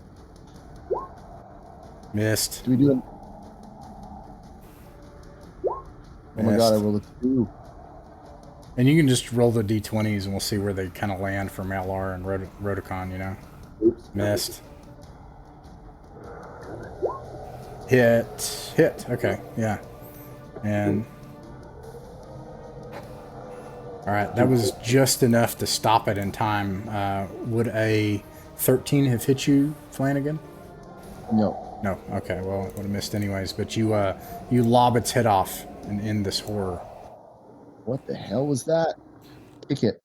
Zombie. It looks like a zombie. It looks like parts of it are still moving, and there are bugs coming out of it in places, and some awful, awful smell. And Caden, you can make a wisdom save. Caden could. I think it was Caden, yeah. What? It's awful. I failed. It's awful. Yeah, you faintly recall the smell, but you're not sure. Anyways, this room was once a bedchamber. Perhaps this person's bedchamber. Blood stains that are old, blackened, spattered the walls, even on some of the ceiling in parts. This person with no head and no arm is flopped over on the ground in front of you. You notice that the remaining left arm on its body is missing a left hand. It is dressed in the tatters of what was once a white robe, although the robe is stained with black ichor that was perhaps once its blood. Jeez. A jeweled holy symbol, though, clings on the floor next to it around what... It actually falls off the body and clangs across the floor. A beautiful necklace of this healing saint. You guess that it's worth at least 300 gold pieces. Well, Caden, I think Yeah? maybe you can hold this. Yeah, I'll hold on to it. It may be turned into some talisman. But what is with the left arms? Well, I wasn't here last time, Defilement. but from what I heard of what you all saw last time, you had to touch your hands to walls, right? There was some kind of statues of hands sticking Yeah. out of the walls. Symbol of a left hand on the wall. Right? Maybe that's a not Symbol such of their cult, maybe. a yeah. Do you know anything about that? Any of you? Some kind of cult with a cult of the left hand or something? Or right hand? I don't know. Black hand? I don't think so. I'm just Is gonna. it associated with the god of death that I know of? Is this the Gillespie universe? What's that? Is this a what? The Gillespie universe? No. Okay, because the rotting hand is in Pararex or whatever, right? Right. Anything else in this room? Nope. Well. No. Yes, that bed looks horrible. I was going to rest, but look at it. Yes, let's open the door to the top right. But Is there? Oh shit! Oops. Yeah, I was gonna ask if there's a door in that room. Oh, I'm sorry. Yeah, thank you. Yes, there is a door here. I'm sorry, I forgot to mention that. Oh, okay, I can't actually see into it. I think Flanagan's just gonna open it. He's got his sword in one hand, and just opens it. Okay. The door to the south there. I like your moxie. Well, I Let's learned. see. It looks like this was once a washroom. The water is swimming with nascent amphibian life and tadpoles. These blackened frogs that hang on the edge of it, and lizard-like things flop out onto the ground and slither towards you eagerly. This place is. I just slammed the door. God, the cream. This place is covered in filth. It's. If Oh, anything was, this is it. Could there be something down in the water? Well, you go in and search it. I ain't. Not this time. All right. Nope. Okay, let's go back and open that top right door. I'll mark it as an unsearched latrine. I'll Yeah. bring the torchlight into here. Let's see here. You see a very small, what perhaps was like a monastic cell, with a very simple bed that's completely ruined. Everything in here is dead, nothing moves, and there's nothing else of interest in this room. Flanagan, would you care to take door opening duty for the other doors going in a clockwise direction? Yeah, not a problem at all. You just as long as someone's standing next to me, Krogon. Yes, brother. Let's I'll do it. stand back and cast. Turn on dead if I have to. You see another middens in here, two of them side by side. Despite this door perhaps not being opened in countless ages, it still smells foul, as if whatever acts on the bacteria of what was put in that hole is still alive and eating something. What is the envelope on the toilet seat? Oh, the envelope. Oh, there's a... Yeah, no, it's nothing. There shouldn't be an envelope on the toilet seat. That's amazing. Yeah. Yeah. Whoops. It's very. From light reading. It's toilet paper. Let's. I'm skipping it. If one of you wants to search it, that's fine. But I don't want anything to do with it. I'll head to the next one down. Nope. Not. Okay. Agreed. When you open this room, you see a bedroom, a shattered wooden bed frame, a chest broken open, a small table still in good condition. If you check the table, there's nothing of interest, and there's nothing else of interest in this room. Okay. Now, hold on a second. Go to Con Mela. Have a look. I assume that you guys are opening the doors kind of as you go here and looking as they search the room. Krogon, Rodicon, Moore. I'm going to take him back, give you Malar. Malar, you all do not find anything of interest in the room at all. The rooms to the south, when you open the doors, they appear to be monastic cells that are also completely dead inside. Nothing in them at all. And the chest was empty. I'm sorry? Yeah, there was There a was chest like a chest. in the one the larger one there. Broken open chest. Yeah, the table, and it wasn't broken. It was in good condition. You checked it, nothing in it. Okay. All right. Well, all there is in here, I mean, this all makes sense. There's some kind of old chapel of healing here, and this is where they all lived at one point. Yeah. So we All got that that's last left. Okay, do we have your thief friend? Can he have a look at that door? Up here? I believe it wasn't on the door, but it was past the door. Can you ping it? this door here. No, here. We're there. That will take Alright, a... Don't open it.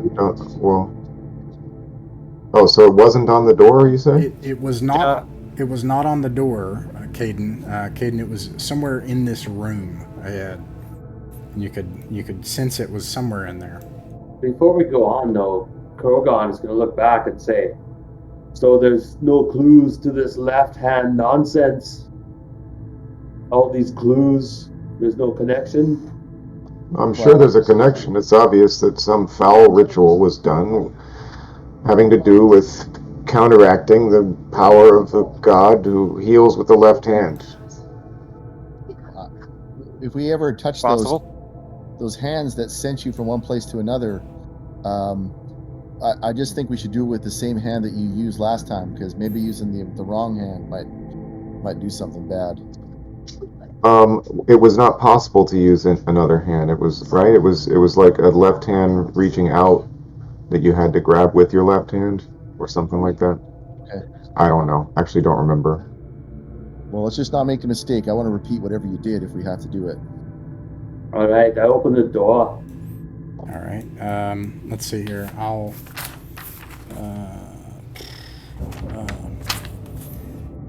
There's an empty bedroom, a bed, a nightstand. I'll go ahead and pull everyone in here just so everybody can see, and I'll also pan the camera. Even if your computer maybe can handle this well, everybody's on different browsers and stuff, so I kind of like move the tokens and pan the camera around so everybody can see it. And if you ever can't see or something, let me know. Like, I left the lantern off the guy, right? So, just let me know. Okay, so in this room, empty bedroom, a bed, a nightstand, a small chest beneath the bed that you can see poking out from underneath the bed. It's like there's like a corner of it sticking out right there.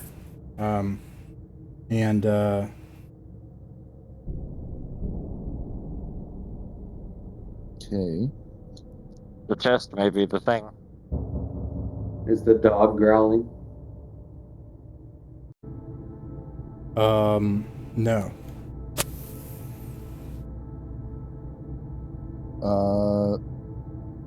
Flanagan will head over towards the bed and just poke up the rug with his sword. Look underneath.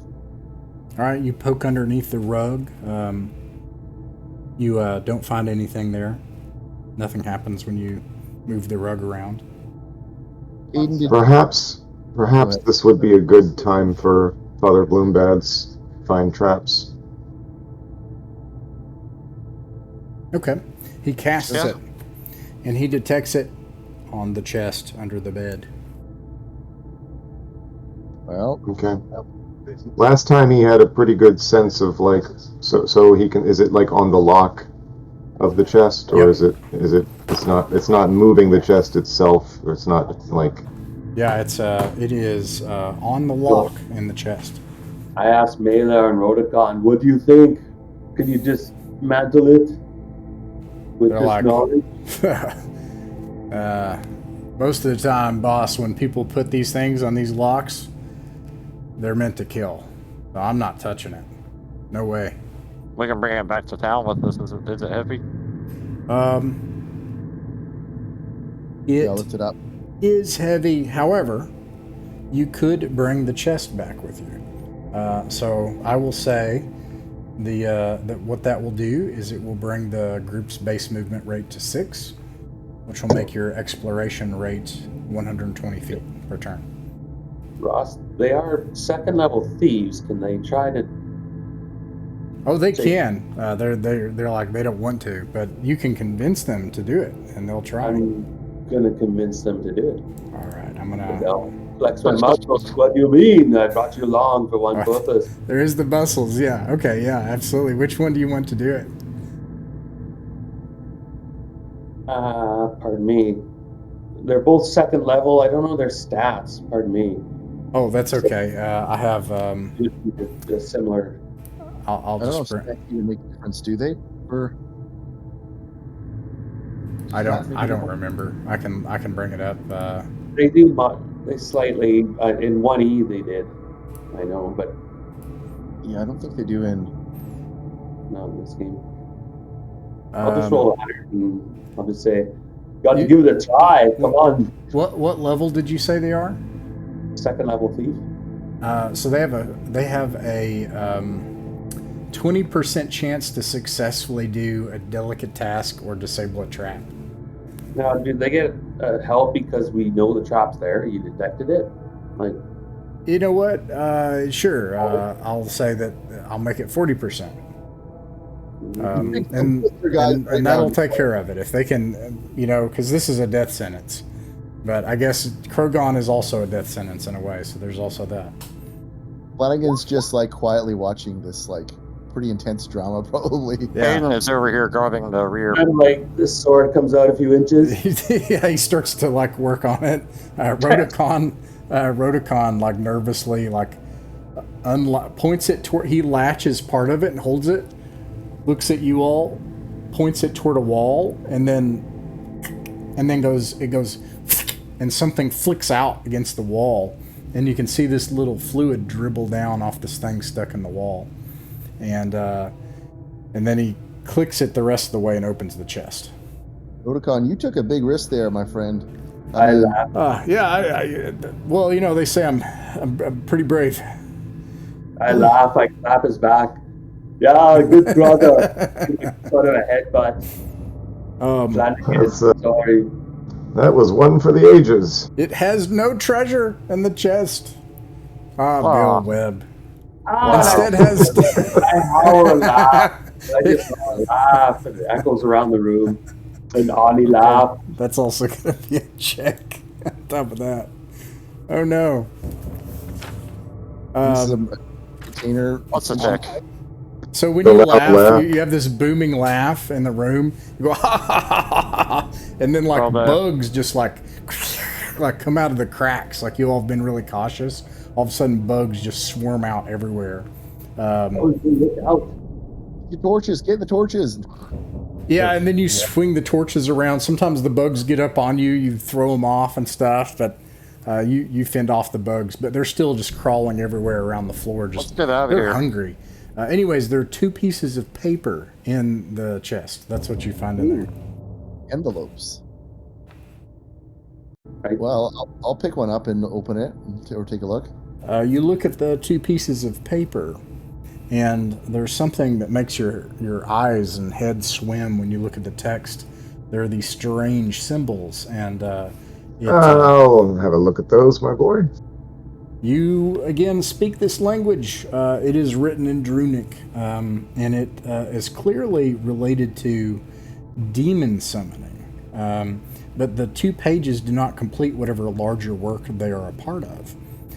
You think that if you sold this to Ullman, it would probably fetch 20 gold pieces. This does count as treasure now that you've identified it. 20 gold piece esoteric demon Magnus, this I want nothing to do with summoning. Alternately, you could use it not just to learn to summon demons, but eventually summon monsters and creatures of your own. No thanks. Yes.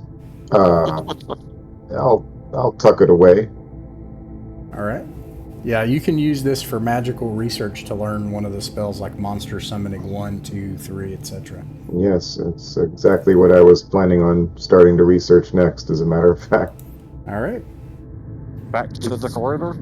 Yeah, if we have time on Bloombad's Find Traps especially, maybe we should. Yeah, let's go. I'm gonna paste another version of this map just because it's been. Just update it. You can see what we've done.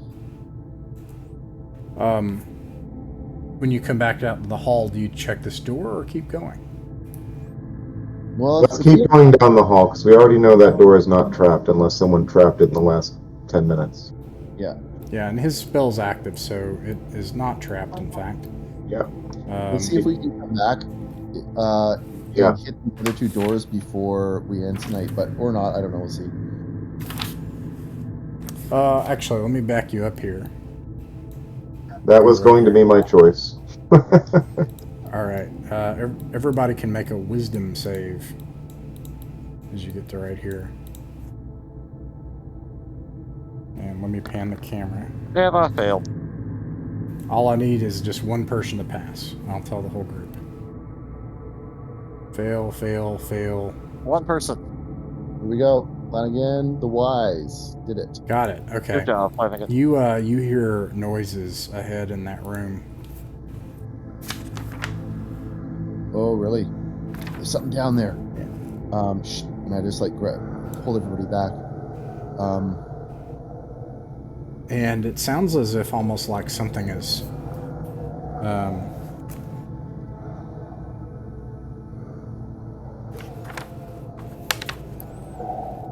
yeah, that's what you hear.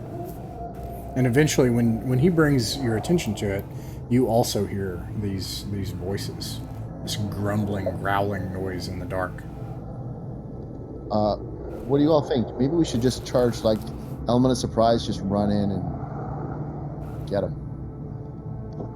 That sounds like young man's work to me. I club, I like it. And my sword sings out. Let's go. All right. Let's see here. I will Destroy the chaos. put you back in your order of march here. I assume the thieves aren't up front, but you can kind of cover more ground with your torchbearer's definitely not up front, and Magnus is definitely not up front. Can slip into the flanks and Rex is not up front either. Sure, yeah. Okay, yeah, totally. They do that. They go off to the sides. I see what you're saying. And then let's see here.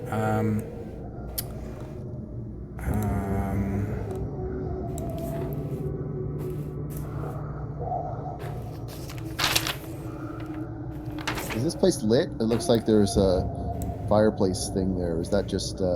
That's your lantern light. Yeah, it's not. I don't think it's lit. Let me make sure, and then it's going to take me a second here. no problem.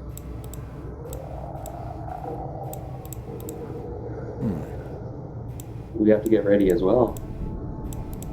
Yeah, I need some time here too. Crom has this epic helmet he made, remember? Crom, you Krogan? That lizard skull helmet he had boiled down from Right. Yeah, you do. That's amazing. So he slams that down, good chunk.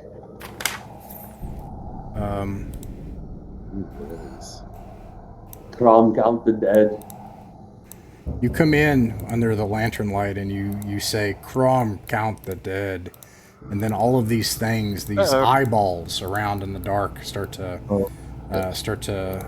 grow, and then you see these large, 2 big eyeballs in a dark corner. I'll describe the room. This room is has 3 banquet-sized tables, chairs, many of them shattered beyond recognition, broken crockery scattered across the floor. Directly across the entryway, there is a bas-relief carving in the wall, depicting a fat, leering face with goat horns, and a single large nest of wood scraps. And among the tables, the ripped cloth and crockery and other rubbish emerge 2 dozen sets of red glowing eyeballs. 2 humanoids shamble among them. And then one monstrously huge thing in the corner. What do you do? I cast sleep. Yeah. Ooh. Let's see here. I think we can do this. I mean, I can hit 3 1-hit Yeah. dice creatures around. So, All right. Let's see. Magnus, roll a d6 for initiative. Already got your plan. Already know what spell you're doing. Nobody's retreating. Roll 6, baby. I'm turning undead too when it's my turn. Oh, okay. Yeah, you'll do that with the spells then. You got a 6. Great. You all go. You're not surprised. And anyone moving or firing a missile can do that now. If you are moving or firing a missile, please move your token or fire a missile. I'm looking at the caster. Which group is going to be floundering, I say, you sorcerer? Sleep affects a number of hit dice, so it was meant, I'll run north. Krogan, Yeah. good. The effect is a big thing.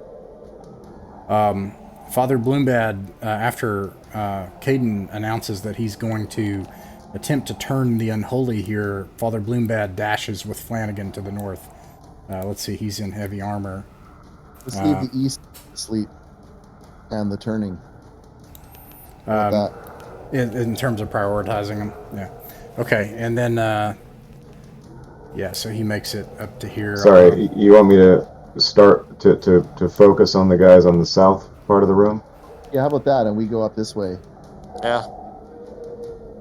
Just in terms of this combat, just a light zone combat here.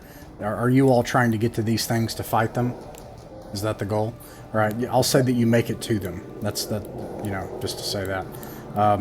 Meanwhile, Rotacon and Malar in the shadows, they're probably going to move. Well, they already moved, so that's good. And they're in the shadows. You can do a sneak attack and fire missiles if you want from the shadows. This will be the only time they get to do it, though. Or you can have them move and stay in the shadows, but they'll have to attempt to move silently. No, at this point, they'll try to pick off some of these rats off the table. All right. Yeah, okay. And Let's see. One of them hits. And 2 points damage. 2 points of damage. You kill one of the rats. Boom. Boing. All right. Let's see. Everybody moved or fired missiles. If you're doing melee, and actually these things are going to move. Sorry, everybody moves in the turn that they move. This big sucker comes towards Krogon. This might be the end of Krogon after all this time. We'll see. This might be it. That's a big rat. How big is this? Bigger than a person, it looks like. It is bigger than a person. These things have move 12. They can move really fast. We'll cover you, Krogon. Yeah. Oh shit. Just shy of Malar. They make it this far. Or 1-hit dice or less. They'll probably get sleep in a second. So they won't make it to you. These things are actually very slow, and they move. Well, I think that's a BX thing, actually. But they don't make it very far, fortunately. Okay. And then if anybody is doing any spells or melee, you can attack and do your spells now. Yeah. And turn undead's a spell, or counts as a spell. Yeah, you can roll for it. Are these 1D? Are these a hit dice or less? These are 1-hit dice. Yes. Right on. Let's see, 11, but I'm level 4. So this doesn't have a saving throw, Ross. It's just a matter of number of hit dice. So if it's less than 1 to 1, it's 2d8. 1 plus to 2 plus, 2d6. I'm 3 sorry, to wait, 3. start over. I'm sorry, go ahead. Go ahead, sorry. So, okay.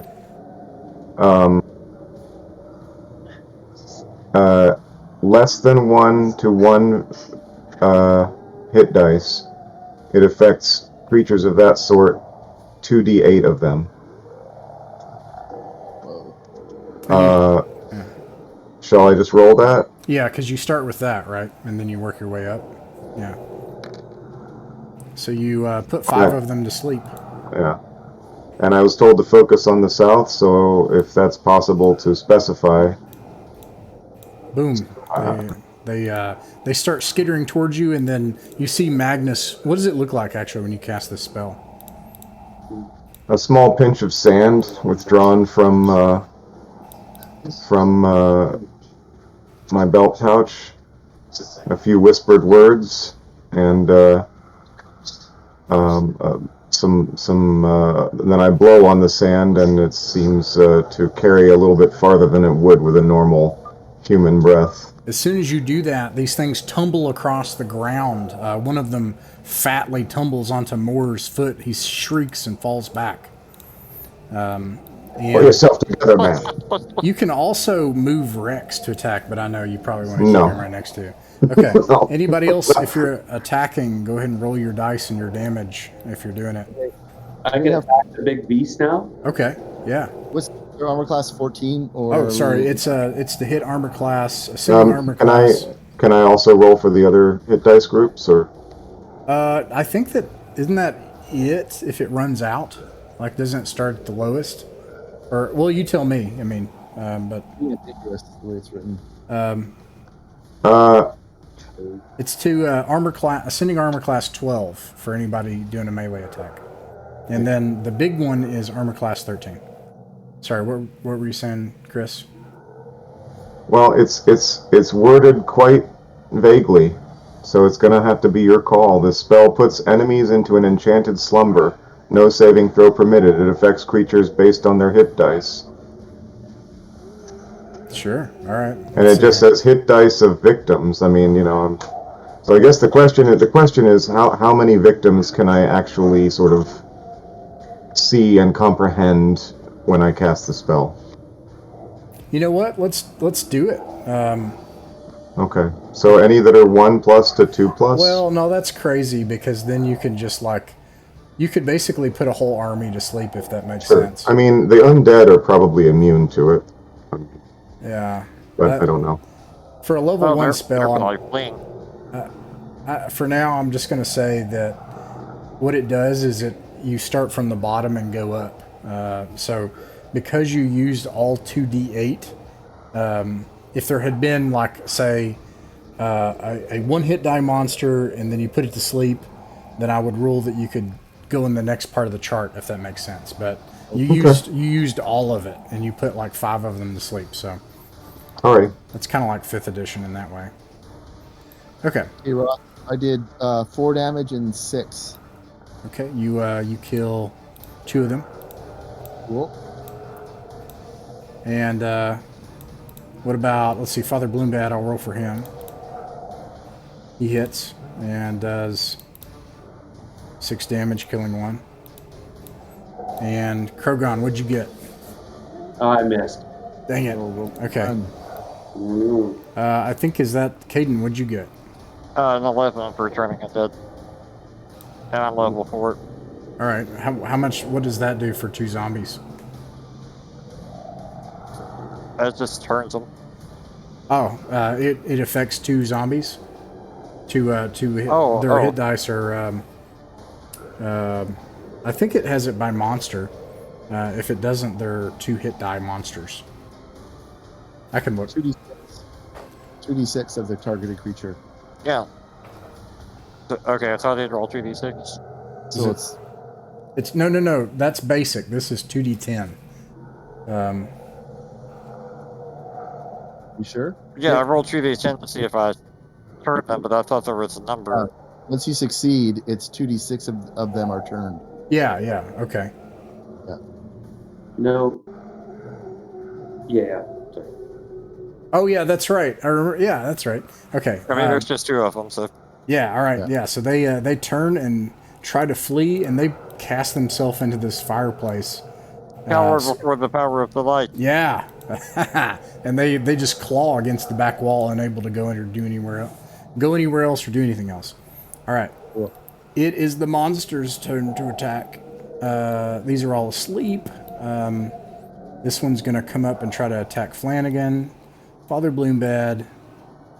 Father Bloom, no, he's gone. I'm not going to do that to him if that's okay. Yeah, you can It hit wasn't him. his fault. It was like a tech problem, so I don't. Come at me. All right, here we go. 2 of them are going to try to attack you. 16 hit. Yep. Okay. D4. The first damage I've ever taken. Is it?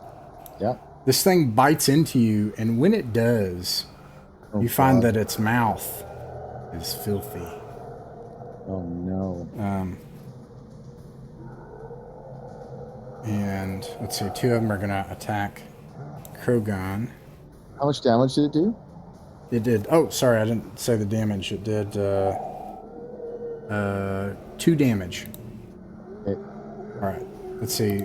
This rat is misses, and then this one has 2 bite attacks.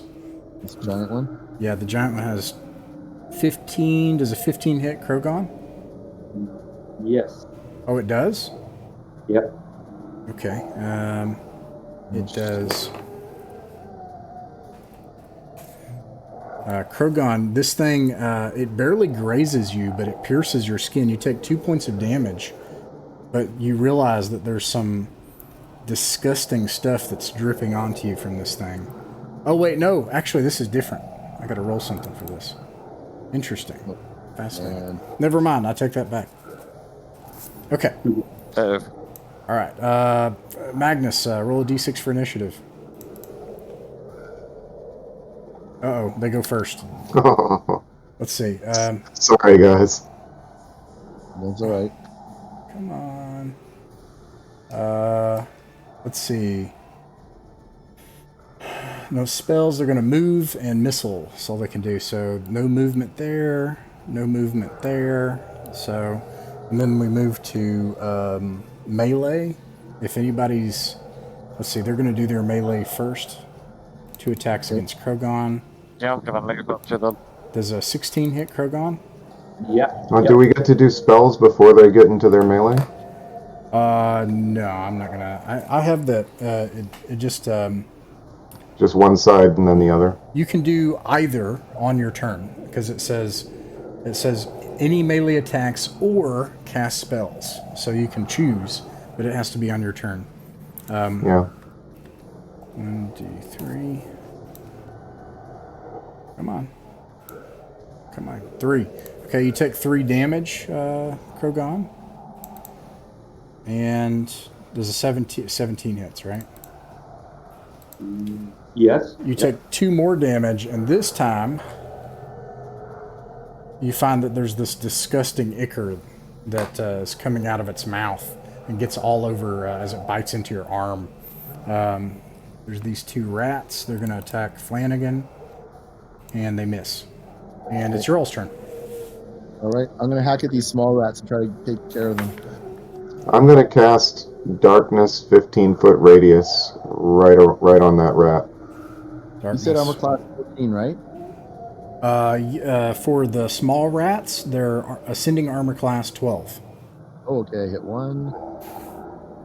Okay. Let me swing at it first. I can Oh, you move and attack at the same swing, turn. attack the darkness. I can move and attack, right? You can. Yes. Earlier on, yeah, you could move. Yes. And I assume Malar is coming to your aid, so they make it. But I do that takes their 3, turn. and then I do 3, then 8 points of damage. All right, you slice through these things and kill these rats that bit you. Ah, Can can I melee attack something different then? And again. No, because it goes. Okay. Yeah. I'm sorry. Lots of people talking. What? Darren, did you say something? I'm Sorry, also like Malar checking was stuff on the moving up VTT. to health, you were saying? What's that? Malar was moving up to health and attack? I can't hear you. I'm going to turn you up. No, sorry. No, it's all right. What'd you say again? I turned you up. Malar moved up to attack. I was going to have him kill all those sleeping rats. But Oh, yeah, sure. Yeah, totally. Sorry. Oh, no. I was going to have Rex do that. You go ahead and... You do have a dog. You have a Rottweiler. There is that. Yeah, the dog will take care... I'm going to set him on these sleeping ones here. Now, I will say it took their turn to get to you. Because it's a ways. It's a ways. Okay.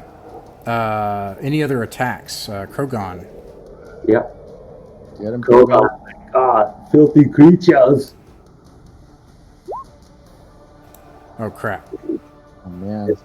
Again, he's All right. not doing well. He's like, Father Bloombad moved. I think actually he was here, so I have to keep him near Caden. So he didn't move that turn.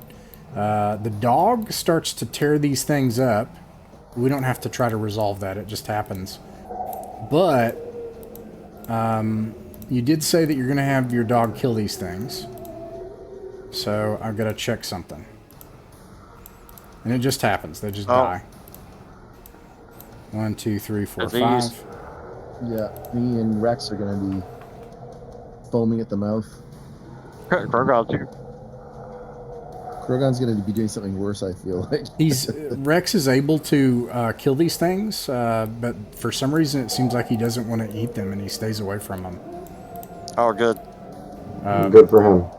Smart boy. All right, that's it for this round, right? I think. And then Magnus roll a d6 again. I Well, hope this is not where the play came from. I did sort of want to cast Darkness 15-foot radius on this thing. On what thing? Oh, like behind it or something? Like right around its head. Right at the top. How much bigger than a human is it? Is it 15 feet long? Yeah. So I want to make a sphere that covers his head. Can you can you move the sphere, or is it just right there? Again. Or is it attached to... So it's in Wizardry, man. It doesn't say. Here's what it says. That's Darkness falls within the spell's radius, impenetrable even to dark vision. Okay. A light spell or dispel magic can be used to counteract the darkness. The range is 120 feet. The duration is an hour. In this case, I'm going to say it acts like the opposite of a light spell. Because I like the idea of basic, where what it is you're actually tapping into the opposite. You're using chaos. So that means it only happens in one spot. So it'll happen on that turn, which is good unless it moves, right? Sure. Okay. That's it, I think. And then you roll a d6.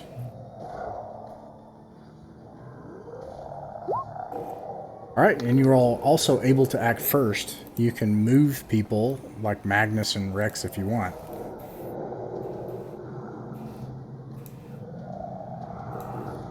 Rex can, hopefully, his instincts will serve him well, and I will indeed enter him into the fray here.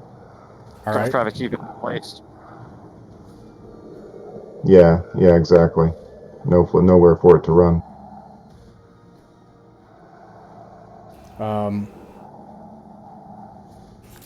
Okay. Let's see. All right. Move. No missiles. Any melee or spells, you can do it now. I'll roll for Father Bloombad. Smash this thing. It's an armor class 13. I'll go for the little guy. I hit it. Drogon bites deep into it. 11 points damage. Rex didn't missed. I killed a small rat. I don't see any small rats. Oh, yeah, really? there is one. Okay, yeah, you killed it. I missed it. Thank you. Thank you for killing it. I forgot about it. It was cowering under its mother, probably. Yeah, this is Mama rat.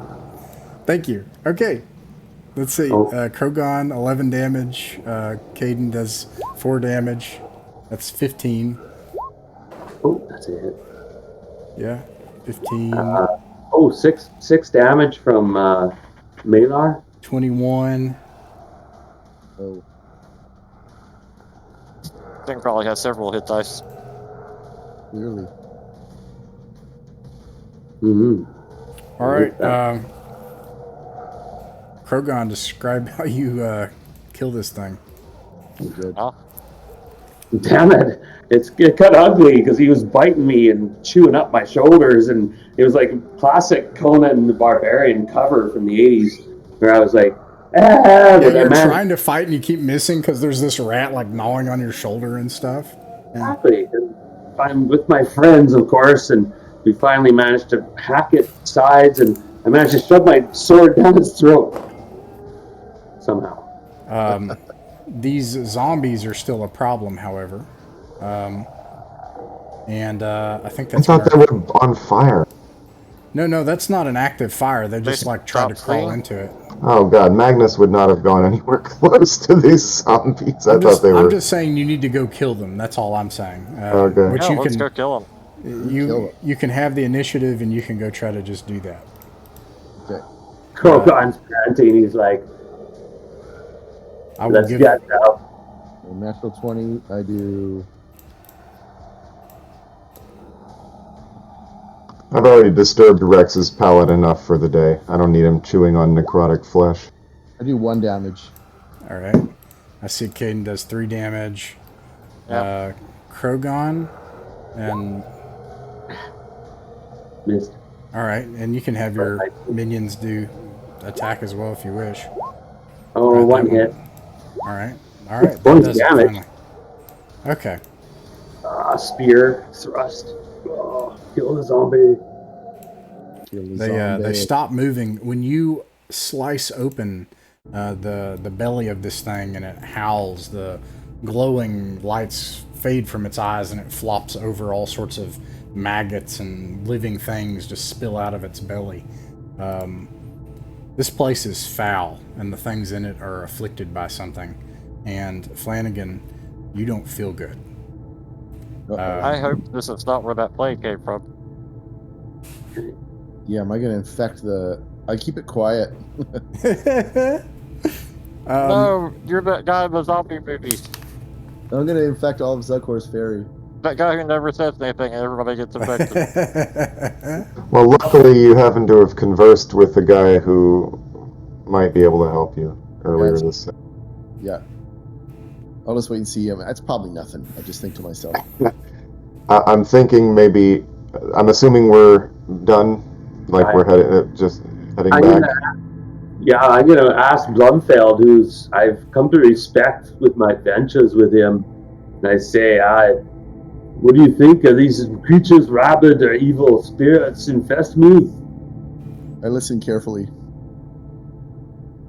Father Bloombad, he concentrates for a moment and he says, I don't sense anything.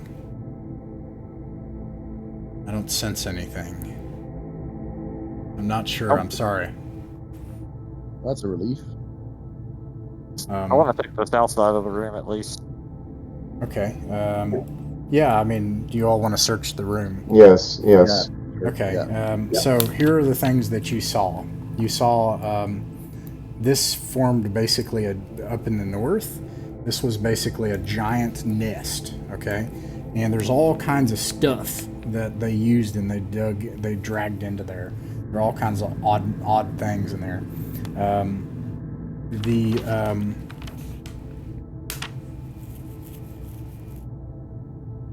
Most of any items that look like they're of any value are actually in this giant rat nest on the inside of it. Huh? We'll start pulling it apart. All right.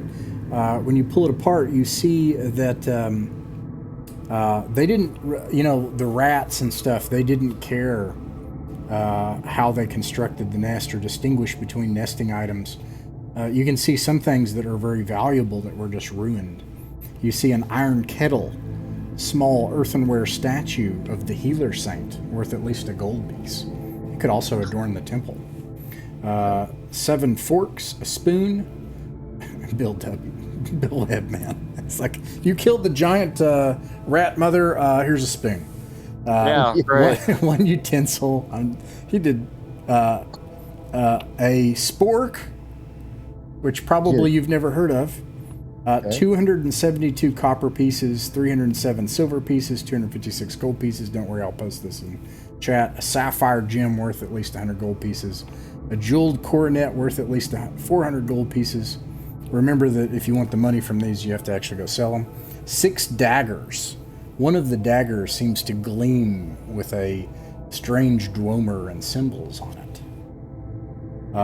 A scrap of gold embroidered cloth worth at least 200 gold pieces. Gold embroidered cloth hung on a nail in the nest. Nice.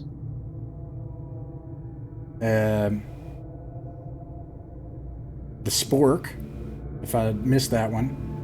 I'm taking the spork. Okay. What? Yes.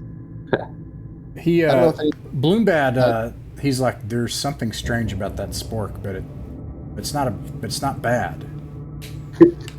Okay. There's something A magic crazy about that sport. sport. I love that one. Just call it. And then he, but because his spell is still just barely active, he's like, whatever you do. I missed this before we came in here. He points to the wall carving with that boss relief with the goat head. He says, no one touch that. Okay. Whatever you do. Do you know what will happen, or is it, oh, it's a trap? You know, Krogon really wants to touch it. Yeah, he's like, wait a second. No, there's something. No, wait a second. I think we should touch it. What? I'm gonna cast detect magic, which lasts for 20 minutes, and I'm just gonna have a look around at everything we've just seen. The spork is clearly magical. Oh my god. The dagger with the dwemer on it is a +1 dagger. It's a magic dagger. Who doesn't have a magic weapon so far? I do not either, but I don't really need one. I'm gonna give it to Flanagan because seniority. Sure, If that's Okay. all right. Well, you've got your mace, Caden. You know. Yeah, it's a magic sport. No, that's Alaric. Oh, And we said I have a magic spork. sport.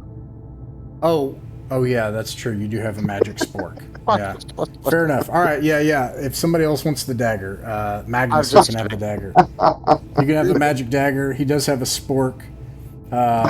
You need to have the spork identified. It does things. Anyways, the wall carving is magical, and you detect that it is the same type of magic as the boss relief hands. Oh. Oh, we should touch it. We should not touch it today. Right. Well, out of character, Well, we could. I'm going to suggest that I think you ought to, for reasons Yeah, that let's do it. I won't say. until- Krogan already did it. Who wants to touch the weird goat head? Krogan already did it. Okay, Krogan did okay. it. Krogan did it. Oh, goat head. You appear, and I'll describe where you appear because this is where we'll end, and we'll say that you He make it back. disappears. and I'm gonna stuff. follow him. You disappear, but actually, what he does is he turns into a thing of dust and falls to the floor. What? Damn it. I don't that. Krogan, on the other hand, you appear in a shadowy room filled with spider webs as suddenly you start to rematerialize from dust. You see strange discs on the floor here, images of arrows cut into iron. There's like platforms of discs with arrows pointing to different ones in this room, and you have discovered a new level of the dungeon. Oh my god, really? Oh, can we all go here? Yeah, we will assume the best since we're running out of time. Okay. We'll assume the best that eventually you do enough wise investigation to discover that Krogon's okay. Maybe he makes it back, and you all turn into dust, and then you rematerialize from dust on the other side into this place, and you make it out, and you make it back to. Where do you go? Do you go to the lodge or do you go to the inn when you make it back to Zelkor's? I'll always go back to the lodge myself, I think. Aiden's going back to the church. Okay. The inn for me. Okay. Well, I'd say then by the numbers, Krogon and everybody all together, then it's probably the inn. So I'll go there. you make it back to the Bristleback Inn safely with a hoard of treasure and strange mystical papers and knowledge of some weird teleport through a goat head into a different place. And you survived another trip into Rappan Athuk. Nice. That was a good one.